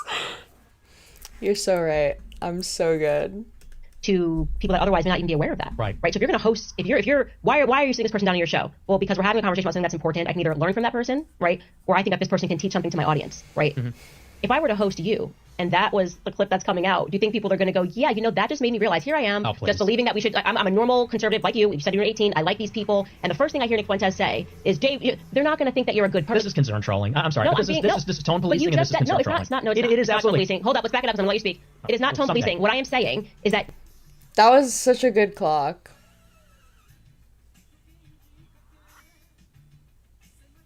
You just went through the fact that you genuinely were coming up, that you were a conservative, you genuinely liked Ben Shapiro, you genuinely thought these things. So that wasn't, you would not look back on yourself and say, well, that I was problematic. You just be like, that makes sense. Right. And I'm saying to you that the majority of people have that perspective. You don't have to assign an evil motive. You get into something because you believe it. That's it. It's just that simple. Okay. And if you're then going to have somebody who's condemning them, what are we learning? If you're just going to say, you're this, you're that, it's like you've forgotten yourself. Like some people just aren't there wherever you are. Okay, but I missed the part where I condemned him. And I talked about the Dave Smith part repeatedly. And by the way, you're mixing it up and saying, well, if people watch a show, what are they going to think if they see that clip? I'm just trying to say to you, why would someone maybe say, go ahead. I mean, so, look, I'm a funny guy. I'm bombastic. I'm provocative. That's part of it. And you know what? You can concern troll and tone police about, whether you kind of are. Tone policing and playing your clips. Jew, this. We're laughing during the clip. Yeah, you and I are laughing. It's funny. And I'm laughing at you making fun of me. I don't mind. This wouldn't fuck, how would I be able to know who came as a result of this? If I connect the Discord to it, right? I don't want it to just I don't want it to just make some people pay for the fucking Discord and then other people not have to pay for the Discord, right? Hello? Can I help you? Okay. And then what? Then what? Oh. Come here.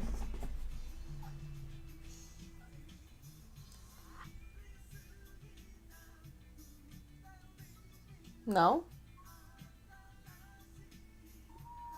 Okay, stay there then. Women.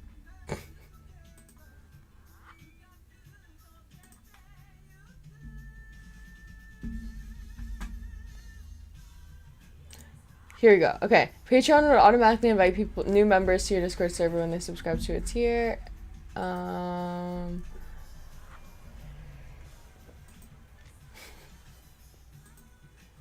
It's kind of lame.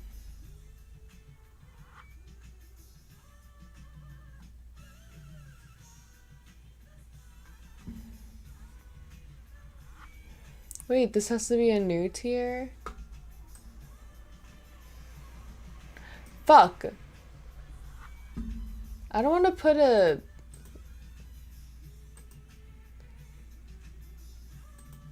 Would this be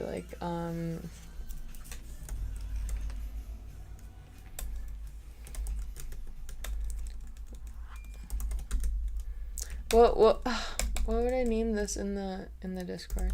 Paid sub?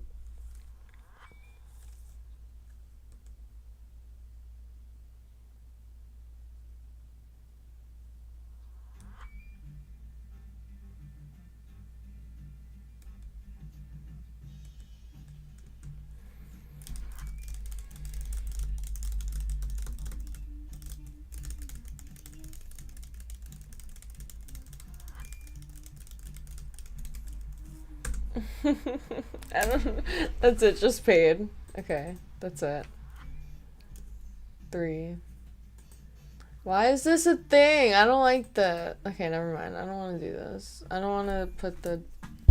That's gonna put the Discord behind a paywall, right? No.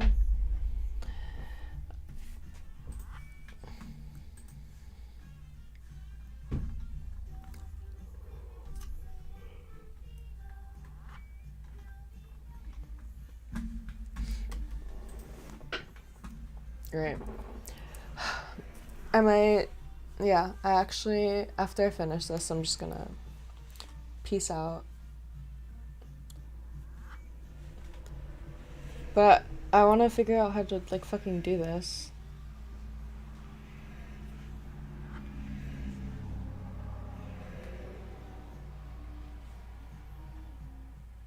Lobbyist! Wait, that's so good. Lobbyist.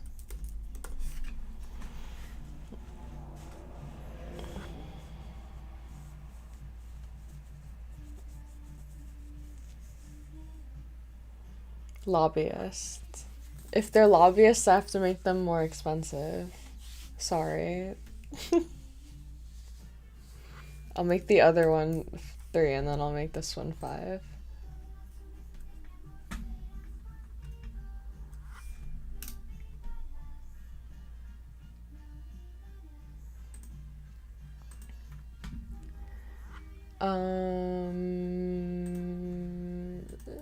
This would be discourse.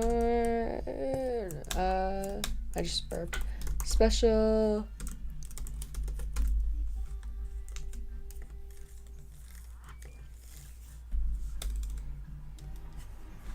Special Discord.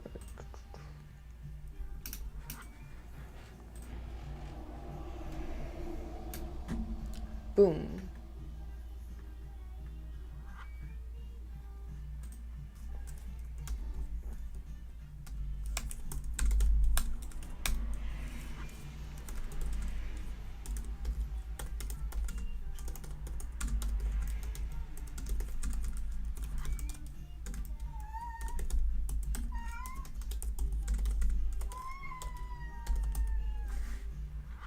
Yay.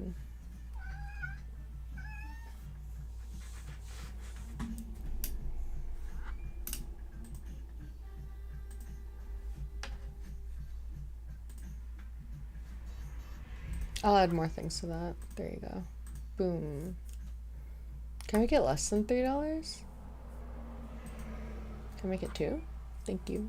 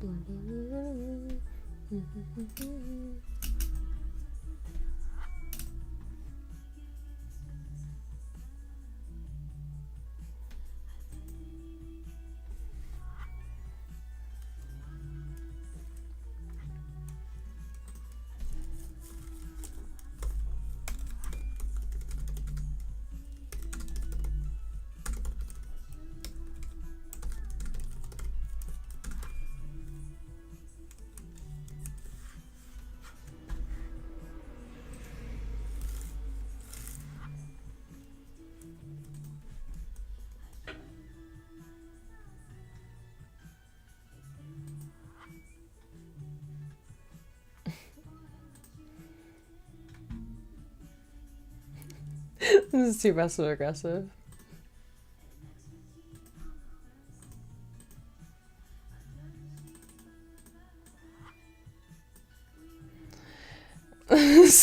Support me or I'll lose my Medicaid.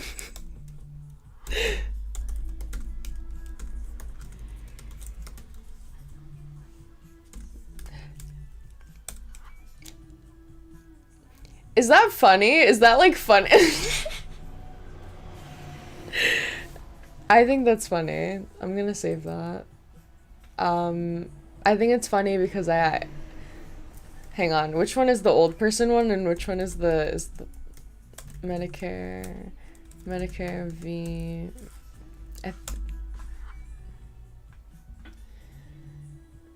Medicaid is the old person one. Oh no, Medicare is open to Americans 65 or older.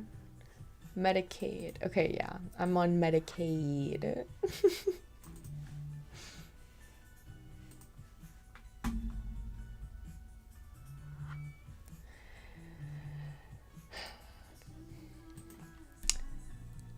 Support me so I can get off Medicaid.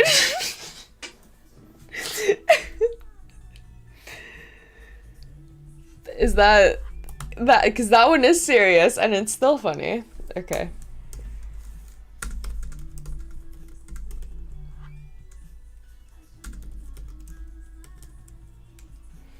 Support me so I'll be fine when they take away my Medicaid. Support me so I can buy Trump coin. That's hysterical.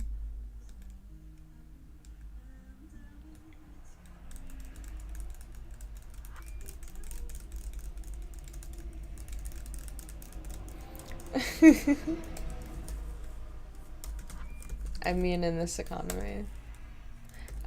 Support me because look at the economy.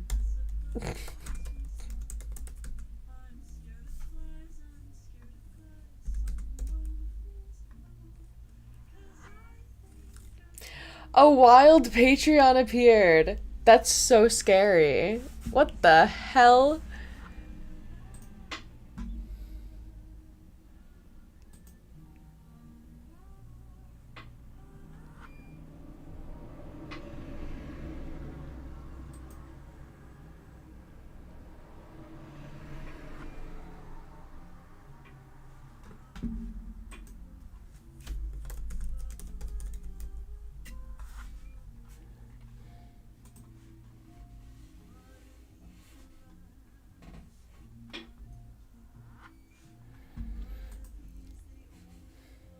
I think it's just a Patreon bot. But that's so funny. Okay. Yay! This is so fun. I'm gonna hang on. I said I was gonna do this to my friend just for the shits and giggles. Because, like, people have free will, right? Like, I want to make one that's just obscenely high and just see if anyone would.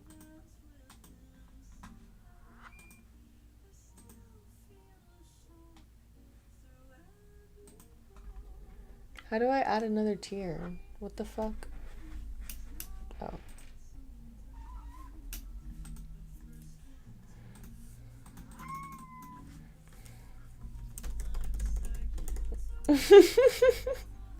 Cabinet member.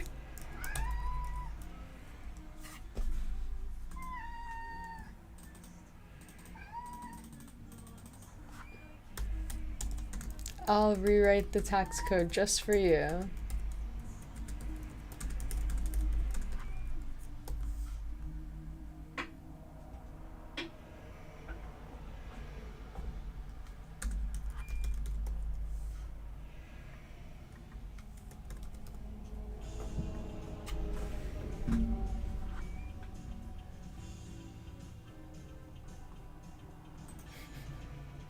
So funny.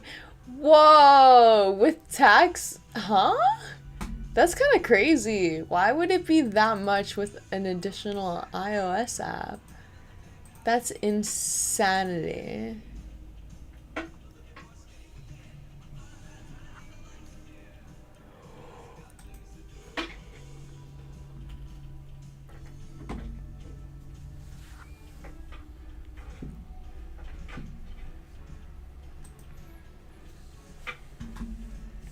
Oh my god. Just the girl has one that's like G's with deep pockets. That's absurdly high. You can dictate what videos you watch to give commentary on. True!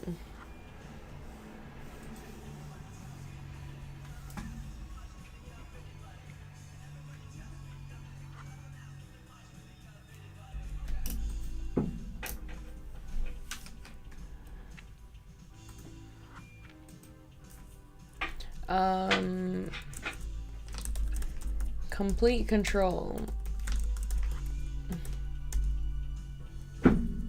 Ouch! Oh my god! You motherfucker! I'm not playing with you, bitch. That was my foot. Wow. Wow. Exclusive voting power. Yeah.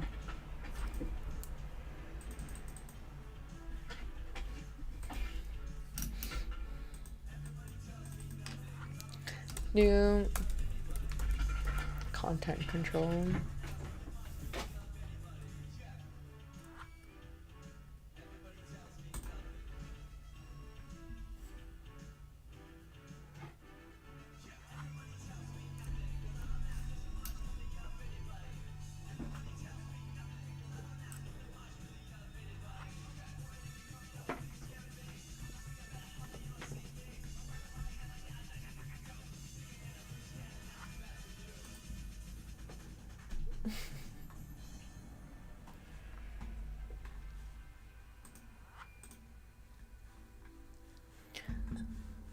Lame.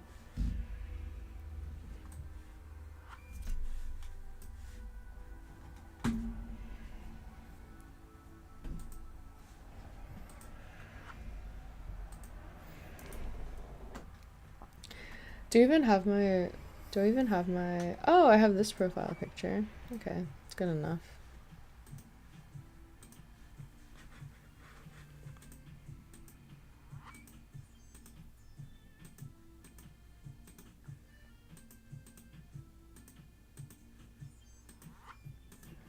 I can't deal with this noise. Oh my god. I'm gonna go crazy.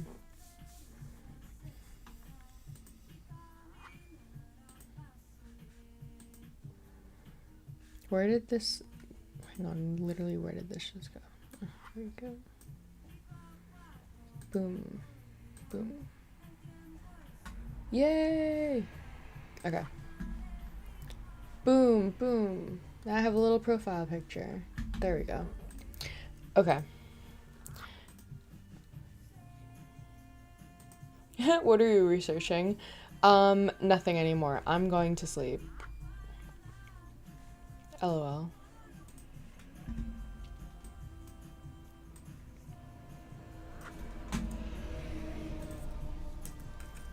Alright. Join the Discord, everyone. Will I be here tomorrow when I get out of work? Potentially. Maybe. YouTube members next time. Yes. YouTube members next time. I'm gonna try and do it before I go to work, actually. And then I'll probably end up doing it after I go to work. But if I tell myself I'll stream before I go to work, then I'll have everything prepped before I go to work. And then I'll be good to go after I go to work. Alright. Good night, everyone. Love you. Good night.